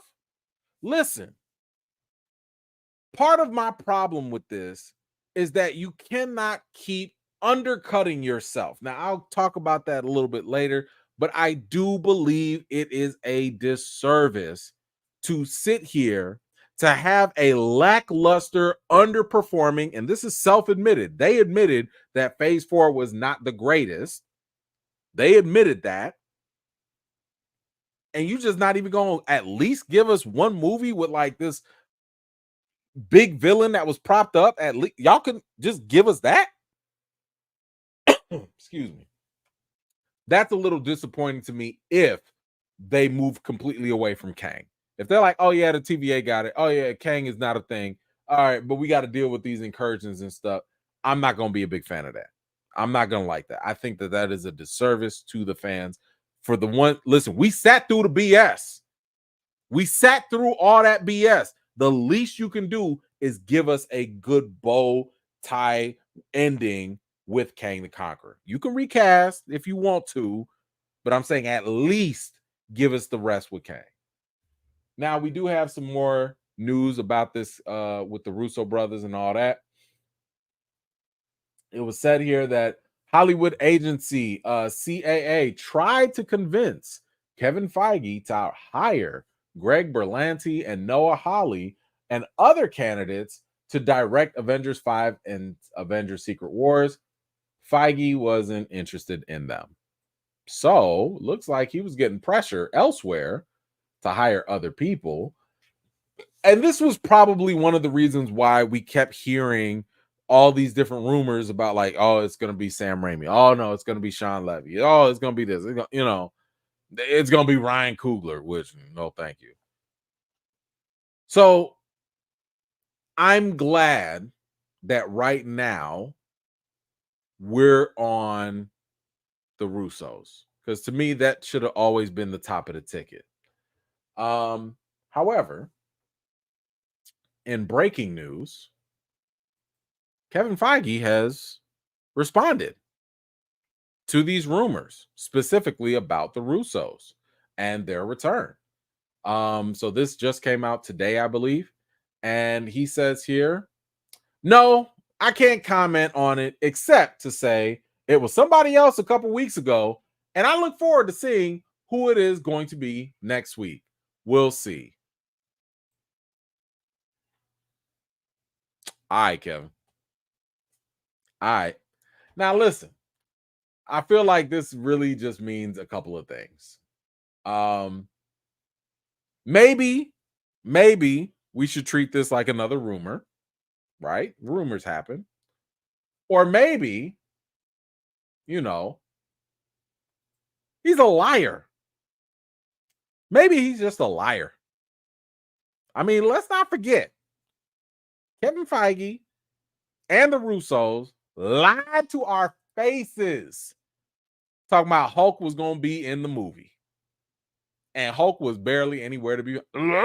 No, that's all the Hulk y'all got in Infinity War. Gave you a whole trailer with this big green machine running towards Thanos, and y'all ain't never seen that man at all. So they some liars. They are some liars. Russo some liars too. I've called them out on it. They've been lying. But, he did say, I'm just not going to comment on it. And that's fine. You don't have to. Save all of that for Hall H. Make it an official announcement. We'll find out. That's okay. I'm not mad. Listen, it's only 1 week. What is it? Next Saturday? Next Saturday? It's fine. I can wait until then. It's not a big deal. But I do like the fact that he actually did comment on it somewhat. So anyway, you guys let me know, what do you think about this whole thing when it comes to the Russo brothers return? How do you feel about them coming back? Was there somebody else that you wanted to come back? Is there someone else in mind, maybe? I don't know. Or do you think this is a guaranteed win? I think this is $2 billion minimum. Minimum. Like, the second they signed on the dotted line, Marvel just made themselves $2 billion 2 times. And they probably will go out. I would not be surprised if these movies hit 2.5 billion and they challenge of Avatar once again. Will not be surprised. But y'all let me know what you think in the comments below.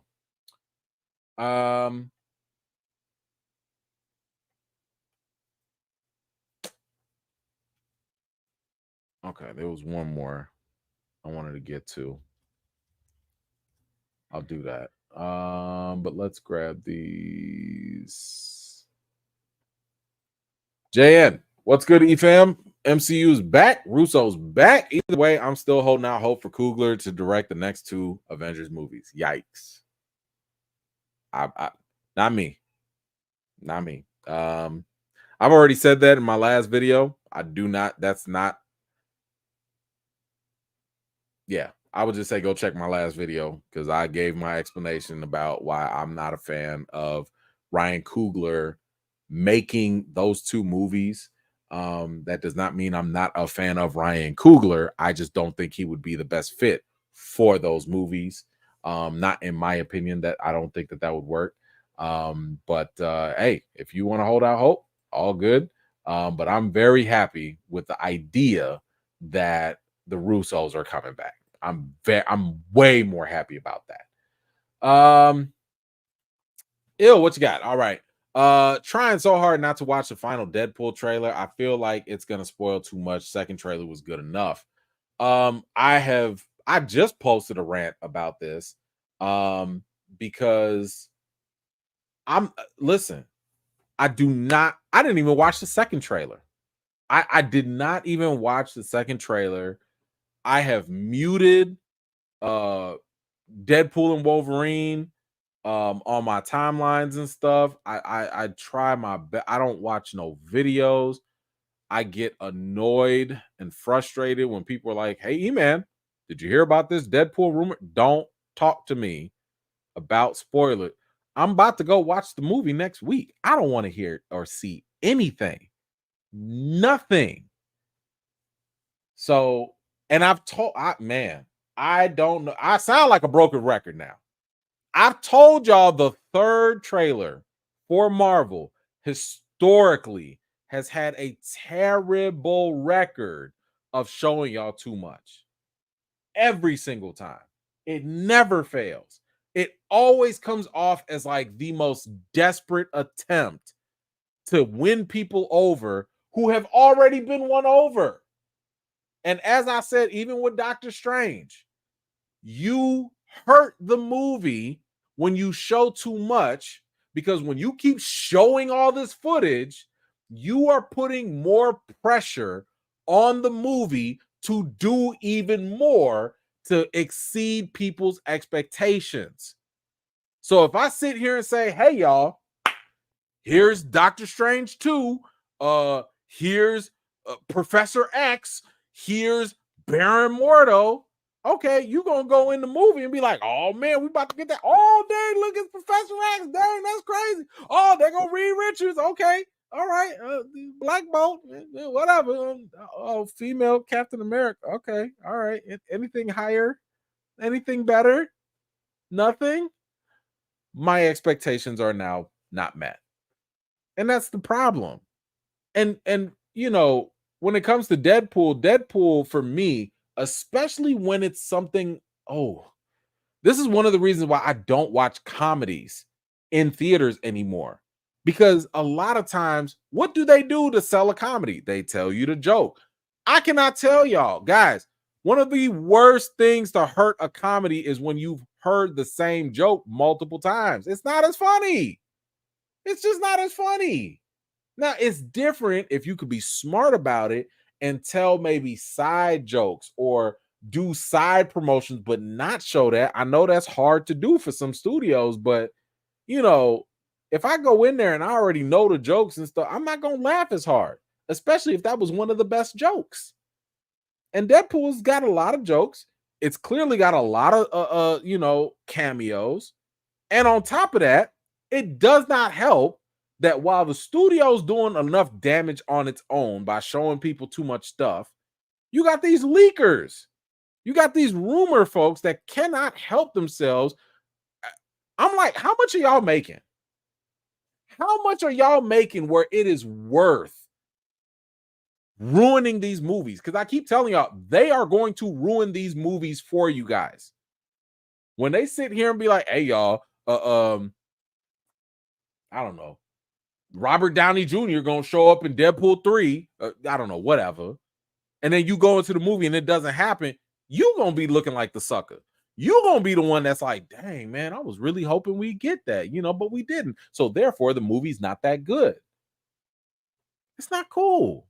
It's not okay. And then the things that and I know I'm going on a rant right now, but it really does bother me. I hate the fact that I'm trying to avoid these things. I'm muting words. And just because they release this, other outlets, I ain't gonna name no certain big YouTube channels, but other outlets will go there and just post it all up in their thumbnails. And while you trying to literally mind your own business, you scrolling and you see it and you can't unsee it. That has got to be one of the most frustrating things because, again, you're doing your best to be responsible. You're doing your best to sit here and mind your business and preserve your own movie going experience later. But these thirsty outlets who need clicks cannot have the clarity of mind, cannot even. This is the time where you want clickbait. This is the time where you should be like, hey, y'all, there's a mystery character that just got revealed. If you want to find out, watch the video. Do that. Blur it out. That would be smarter. But some of these mofos are out here just like, here it is. Here it is. Yup, this person gonna be in the movie, y'all. Here it is.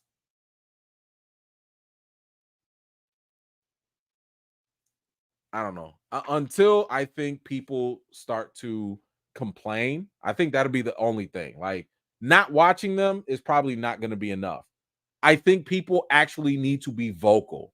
I think you have to go into the comments. You have to actually tell them, yo, please stop spoiling with these thumbnails. Like, do not be afraid to tell them that. Tell them, go to them big channels, go to their Twitters, go to their Instagram. Tell them in the comments, because I promise you, you are not going to be the only one that's saying it or that's feeling that way. Go ahead and let them know. Please stop posting these spoilery posts, or at least just be more creative with it, because it's ridiculous. Sorry, y'all know I don't like spoilers. I do not like them. Thank you, Il. Appreciate you. And hopefully nothing gets spoiled for you until that movie comes out.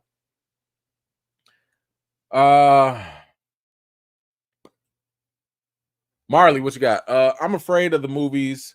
I'm afraid the movies are going to be billion-dollar action packed, but empty-hearted for the lack of continuity. The characters don't know themselves, and we are not emotionally invested in them. First of all, thank you for that contribution. That is going to depend on the storytelling, right? Like, I understand that concern, but what I would say is, like, that's going to be something we should hold the movies accountable for. That was one of my concerns, for example, with Infinity War and Endgame. I was like, what are you going to do with all these characters? Are you going to be able to balance it? Are you going to find a way to make it believable that the Guardians meet up with the Avengers and, like Captain Marvel meets it? Like, is this all going to work? And I feel like they did. So I think that's a valid thing to be concerned about. But I also think that, like, hold the movie accountable. Let's see if they can do it, you know. So, but thank you so much for that. I appreciate you. Quiet one. Do you think it's best for the Russos to fix the plot holes of the direction of Phase 4 or steer the ship elsewhere with their writing of Avengers 5? That's a very good question. Here's the problem. If they're only doing 2 movies, you will have a lot of legwork to do. Personally, I don't want them to do legwork like that. That's my personal opinion.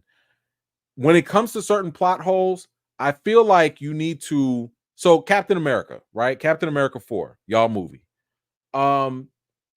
We saw that they were going to potentially deal with the Celestial there that we saw at the end of Eternals.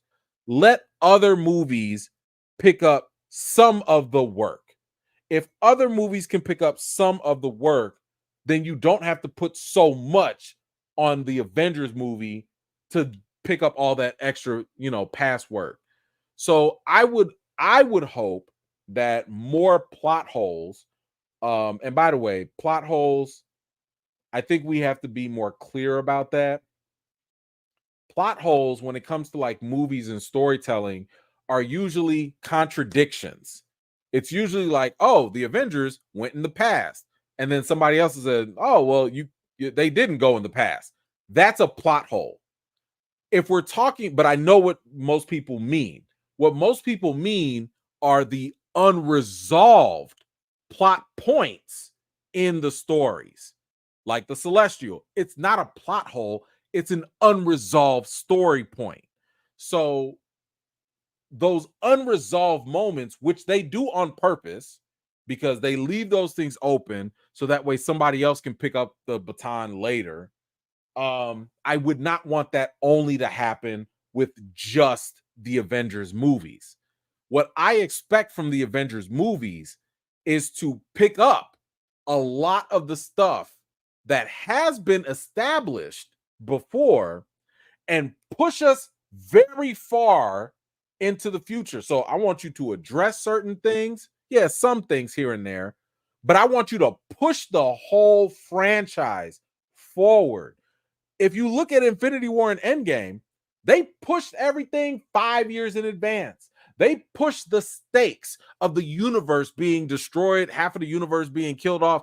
They made so much, I don't want to say damage, but they pushed the elements and the characters so far that the rest of the things that came after that had to pick up the pieces.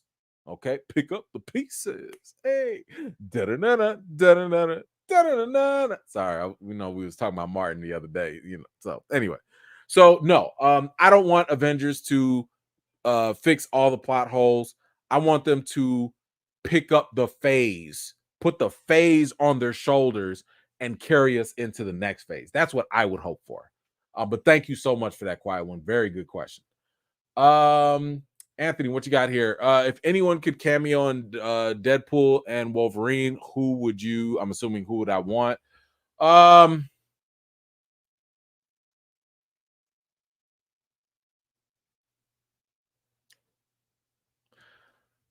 don't even want to say, to be honest with you, because if I say it, I know somebody gonna be like, "Well, actually, there was a rumor that proved this," and now, well, actually, man, if you did, I don't want to say it. I don't want to say it. How about this? I want all the black characters to cameo. How about that? If you're a black character, I want you to cameo in Deadpool and Wolverine. Yes, that is my bias. Yes, that's where I'm gonna stay with it. Okay, so I don't care. That's what I want. I'm not naming no names. But thank you for that. I appreciate you. All right. Speaking of, oh, we got 2 more things. Dang, I thought the Russos was it. No, we got some more. Hold on now. Hold on. We got 2 more things. Kevin Feige has also talked about not only Comic-Con, not only the rumors on the Russo brothers and all that, but he actually was asked about what we should expect when it comes to the next Avengers films. So let's go to the somewhat juicy thing, not too much. IO9, they asked Feige about how many characters that would debut in phase 4. And like, can fans kind of like expect that moving forward? He said, I rarely speak in absolutes like that. The notion of never ever seeing somebody again. We've got Tim Blake Nelson in a movie coming up next year, right? That's the leader from the Hulk movie. So I never talk in absolutes like that. But the truth is, we're going to tell a story in these Avengers movies, and there won't be room for 100,000 characters in it. So choices will have to be made. That's for sure. But that doesn't mean you won't ever see anybody ever again. All right. So clearly, if you could read between the lines, that means we about to see some characters come back. Okay. Bring back Black Widow, bring back Tony Stark, if y'all can afford them, fine. That's fine. But this was the thing that really got my attention. It says here about the expectations for Deadpool and the Avengers. If Avengers Infinity War is a 9 and Avengers Endgame is a 10, Marvel Studio president Kevin Feige tells IO9 that Deadpool and Wolverine is an 8 in terms of how impactful it will be on the future of the MCU. Okay. Now this has my attention. Because as I just mentioned, Avengers Infinity War and Endgame, they pushed phase 4 into a whole nother level. Everything, like, we moved far with characters, with the world building. Everything moved a huge step with Infinity War and Endgame. So if Infinity War is a 9 in terms of impact, if Endgame, it's definitely a 10. I mean, you did time travel. That was definitely a 10. They're saying Deadpool and Wolverine is an 8, which to me sounds like it matches my expectation that Deadpool and Wolverine, since they're dealing with the TVA, since they're dealing with the multiverse, is definitely going to be something that's going to push us into and probably set up very well Avengers 5 and Avengers 6. That is what I want to hear. That is what I liked. This is what I was hoping for if you're trying to get me excited for this movie. I was already excited for Deadpool and Wolverine. We got the watch party. We sat, okay? But not only that, yeah, we got this. It's an 8. Deadpool is doing his thing. I like the fact, listen, I was sold with the first trailer. When Deadpool sat here and said, "You want me to become the Marvel Jesus?" When he said he was going to be the Marvel Jesus, I was like, this is great. Because to me, that was the admission on screen in a creative way that Marvel's like, yeah, we've sucked. Yeah, we've had some bad moments and we need Deadpool to come and save us. I love that. I don't think y'all understand.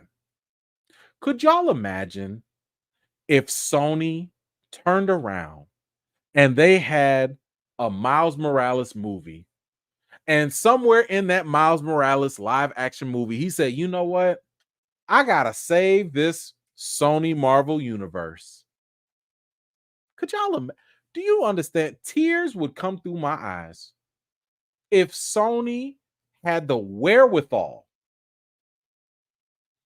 to actually acknowledge that they stuff has been nonsensically bad for so long, and that the one person that could come and save him would be Miles or whoever. I need all studios to be that humble.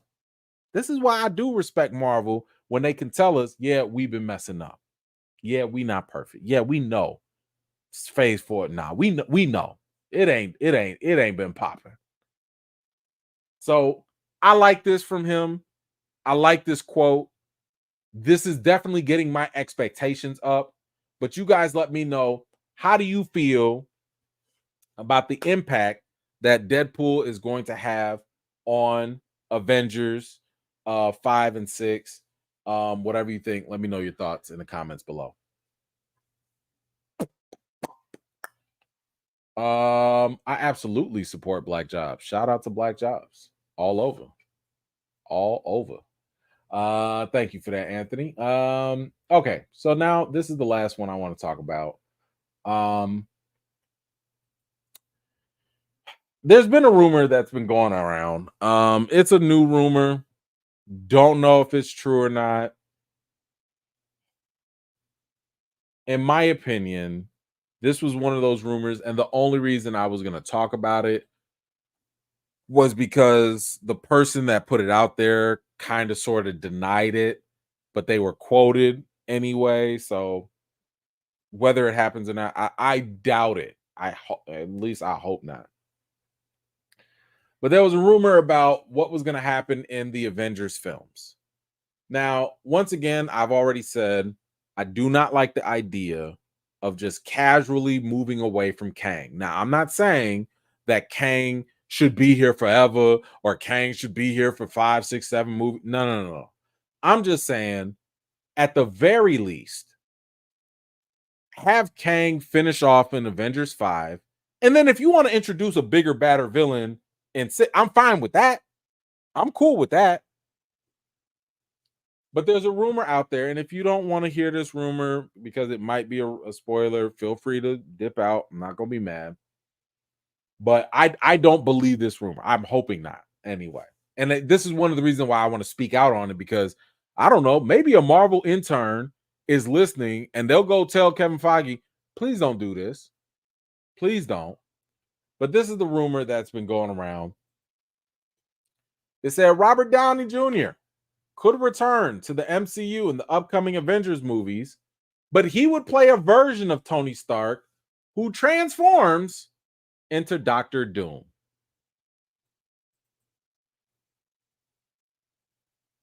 Please don't. Please don't. This would be dumb, in my opinion, for a couple of reasons. Would I mind Robert Downey Jr. coming back? Absolutely not. I love Robert Downey. Fantastic actor. Great, cool, very good, right? Would I mind if a variant Tony Stark came back? No. Multiverse exists. We know that there are different Iron Mans out there. That's okay. Would I mind if Tony Stark came back, a superior Iron Man, and he was a villain or something? No, I wouldn't mind that either. It's the multiverse. But to come back as Doctor Doom, now you playing. And you playing dumb. And the reason why I say that is because I find that potential rumor, if it were true, to be Marvel undercutting its own legs. Like, Doctor Doom is probably one of the most highly anticipated Marvel characters to come next to the X-Men. We want to see who the next live action X-Men are. Everybody wants to know, if it ain't Hugh Jackman, who's the next Wolverine? Who's going to be the next X-Men? We want to see that. But right next to that is Doctor Doom. Because Doctor Doom, he's that guy. He's that villain. He's that one that could probably and arguably be a bigger villain than Thanos ever was. That's how problematic Doctor Doom can be. You gonna undercut that with a little fake out? Did you not learn nothing from WandaVision and the fake Pietro? Because to me, that's what this would be like. I feel like it would be one of those, ha ha ha, you wanted Doctor Doom, but we gave you Tony Stark. Ha ha ha. I don't get, what do you, stop playing with my time. Stop playing with my money. If you're going to give me Doctor Doom, give me a proper Doctor Doom. I don't want this Tony Stark nonsense.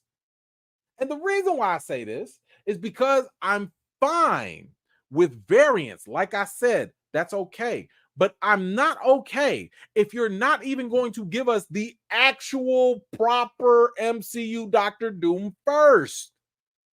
The reason why variants work is because we've already had the basics. We've already had the founding character to base them off of.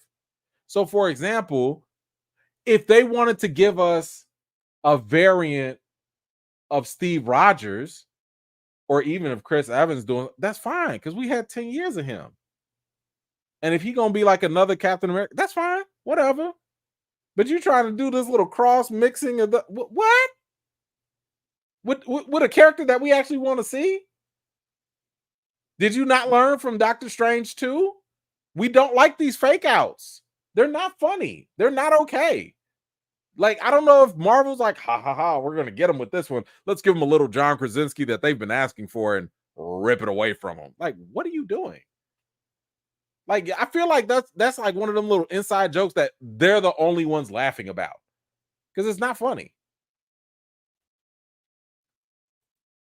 So the guy that reported it was Jeff Snyder, and he went and posted and said, could have sworn my report said that this was denied.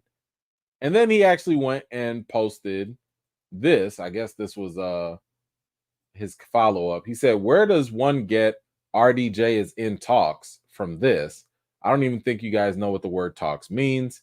And this was part from his article. He said, speaking of Doctor Doom, there's still no word yet about his casting in Fantastic Four, as insiders denied my inquiry about Robert Downey Jr., who I was told might come back as an alternate universe Tony Stark, who becomes Doctor Doom instead of Iron Man. It seems far-fetched, yes, but I figured that if there was any hope of Downey coming back, there'd have to be a new wrinkle for him to play. So for now, we continue to wait. So I think that the way he typed this is how some people were getting confused. He was saying that insiders denied his inquiry about Robert Downey Jr. What was his inquiry? His inquiry was he went to insiders and said, I heard that he was going to be Tony Stark and turn into Doom. That was denied. So I think a lot of outlets were kind of confused by that, by the wording of it. But he did basically say that it was denied anyway. So I hope Marvel is smart enough to deny that. I hope that they are not silly enough to try and do the whole carrot on a stick thing with Doctor Doom. If you're going to give us Doctor Doom, do it. That's fine. But now it's not the time where I need to see that at all. Now it would, oh my God. Come to think of it, if we get to Comic-Con, could y'all imagine if Doctor Doom actually gets announced? And like the actor who plays Doctor Doom gets announced? Because keep in mind, Fantastic Four is going to be, I think they're shooting now, if I'm not mistaken. Like, that would be actually kind of dope if we found out who was going to play Doctor Doom in a movie that's already casted, that already needs to be shot. I think that would be a dope, amazing announcement for Comic-Con. Now, the only problem with that is the moment you announce Doctor Doom is official, you think we're going to be checking for any other villain after that? You think we're going to watch Captain America 4 and be like, man, the leader, man, where is Doctor Doom? Thunderbolts. Oh, here go the Sentry and the Void. And man, where is Doctor Doom? You're going to be like, where is Doctor Doom? Anyway, guys, what do y'all think about this whole Avengers rumor with Tony Stark's supposed return? Is this something that you would welcome? Is this something that is interesting to you? Would you like to see Tony Stark come back? If you want to see Robert Downey Jr. come back, how would you like to see him come back? Do you want to see him come back as a variant? Do you want to see him come back as a bad guy? Do you want to see him come back as Doctor Doom? Whatever you think, let me know your thoughts in the comments down below. Ooh, good timing, good timing. That was my last one. What do you got? Mastermind, what you got? Have you ever managed to have so much enthusiasm for the MCU? Um, Last MCU film I thought was truly exceptional was Guardians of the Galaxy 3, and I haven't seen a single TV series since WandaVision. I've lost all interest. Oh, how have you managed? Um, so for me personally, um, I don't know if it's a matter of having a lot of enthusiasm. I just haven't lost interest yet. So, for example, watching The Acolyte, right? I was very, very excited for The Acolyte every time. Remember when we was reading the reports of The Acolyte before it came out? It's gonna be like Kill Bill meets Frozen and all. I was excited. I was like, yes, let's go, let's go. But it didn't work out after I saw the end product. So for me, I have benchmarks in terms of where my enthusiasm, or I would say optimism, can falter. Um I see Black Prophet E-Man is a Marvel stan. It's not that I'm just a stan, because to me, a stan is one of those people that can't be critical either. I can be critical about Marvel. I think I have been, right? I do not give Marvel automatic passes, but I do have certain benchmarks where I believe Marvel needs to hit those marks. And if they don't, that's a big problem. So, for example, Deadpool and Wolverine, I think, is a big benchmark. Why? Because you're dealing with the TVA. Supposedly, this is where you recognize your own mistakes, and supposedly he's going to be the Marvel Jesus and fix things. This is where my expectations are. I'm going into Deadpool 3 thinking, are you going to give me hope that you will fix things? That's one benchmark. Captain America 4 was a byproduct of the thinking that came out of the pandemic.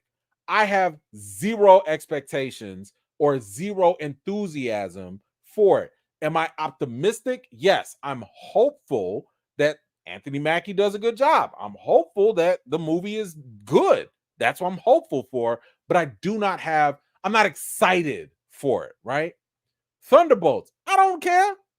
There's nothing to be excited about. What? A bunch of wannabe super soldiers and some Black Widows? I don't care.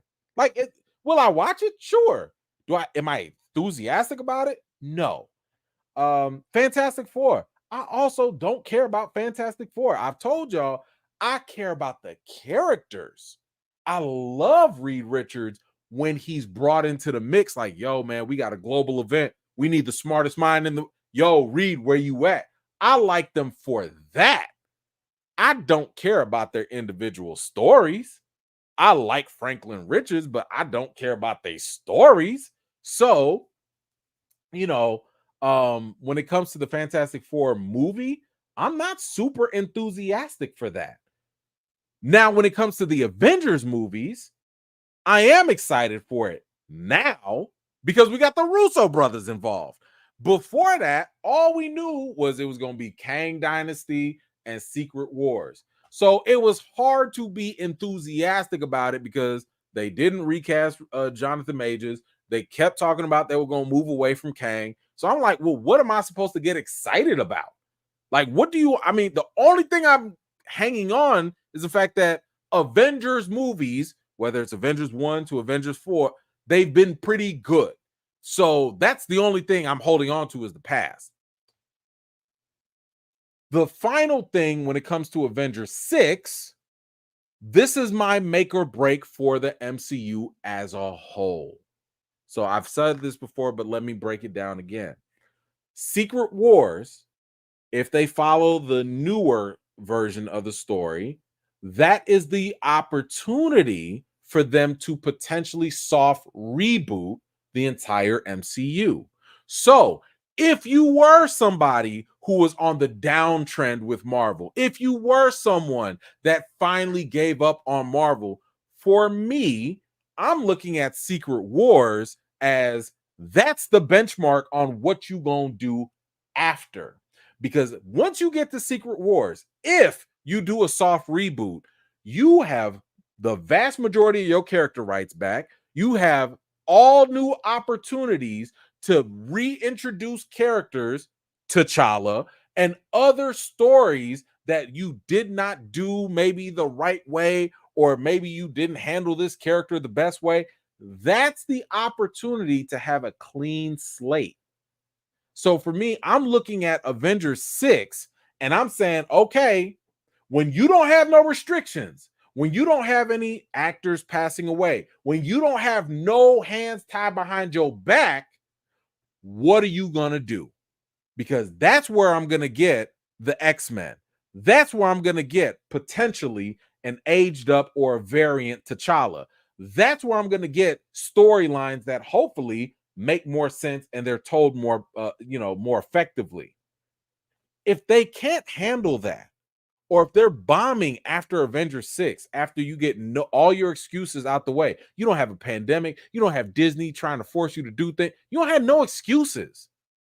If you can't get your act together, then if you're giving me a Thor 4 and an Ant-Man 3 in phase 5 or 6 after that, that's where I lose all interest. So to answer your question, I'm not looking at this the same way some fans are. And this is not a diss. Some fans are more reactive because they don't really look at the whole industry or how studios work. That's just not their obligation. That's not what they look at. They like, yo, I saw the last couple movies, the last couple shows, and it was trash. And that's fine. I look at it in a much bigger way down the line and look at it from an industry perspective. I'm looking at how that's why I talk about Kevin Feige. That's why I go through. I want to see how this man's mind works. I want to see the moves that they make. So that way I can have a better evaluation on the direction that this franchise is going. I listen to how Sony talks. I don't like it because the way they talk, I'll be like, not like nothing is making me enthusiastic based off of the way that y'all top execs talk. James Gunn, I'm willing to give him a shot because I like what he says. I like what he says. Yo, we got to focus on characters and stories. We're going to kick it off with Superman. I like that. I can get behind that. So I totally understand where you're coming from. Totally understand anybody that wants to jump ship on Marvel. I would just say, don't be surprised if they make a comeback. Just don't be surprised. Not saying it's inevitable. I'm not, on that type of bandwagon, but I'm not going to be surprised if they bounce back. So, long answer. Hope that was worth it. Thank you so much, Nerdy. I really, really appreciate you for that support. DB, the MCU needs to bring back Jonathan Majors and let us enjoy watching Kang destroy the multiverse right away. I'd be fine with it. If they want to bring him back, that's fine. Fine, whatever. I'm not opposed to it at all. I'm more concerned about the character Kang. Right now, I think Jonathan Majors is living his life. I don't think he needs the MCU like that. So that's why you don't see me saying recast Jonathan Majors. Like I think the brother has always been good enough to do his own thing. We talked about his new movie that he is doing. I don't think he needs the MCU. I think he is massively talented. And as long as there's no more drama and no more headlines, I think he can be, if not probably more successful outside of the MCU, where he doesn't need this as some sort of crutch. But I do agree that I would like to see Kang continue because that is what they promised us in all these movies. Anyway, guys, that's it. I want to thank y'all so much for giving me your time today. I appreciate y'all so much. As I mentioned before, for anybody that is going to be tuning in for House of the Dragon, I will be going in with on Sunday night, right after the show. We'll talk about it. And yeah, so and then ain't no more Acolyte. Acolyte is done. But anyway, guys, I want to thank you guys again, once again. And wait, do I have anything? Hold on. Let me show some love to no government name. Thank you. T-Bill. T-Bell, listen, if you don't want them government names, you better put that at first. Thank you, T-Bells, for the $5 Cash App. You said thanks for all you do. I'm gonna send some love right back to you. Thank you very much for that. I appreciate you. Guys, enjoy your weekend. Be safe. Have fun out there in this weather while we still got it. And you already know what to do. Wash your hands, wash your butts, and everything in between. Use a washcloth as well. Until next time, guys, I'll see you later. Peace.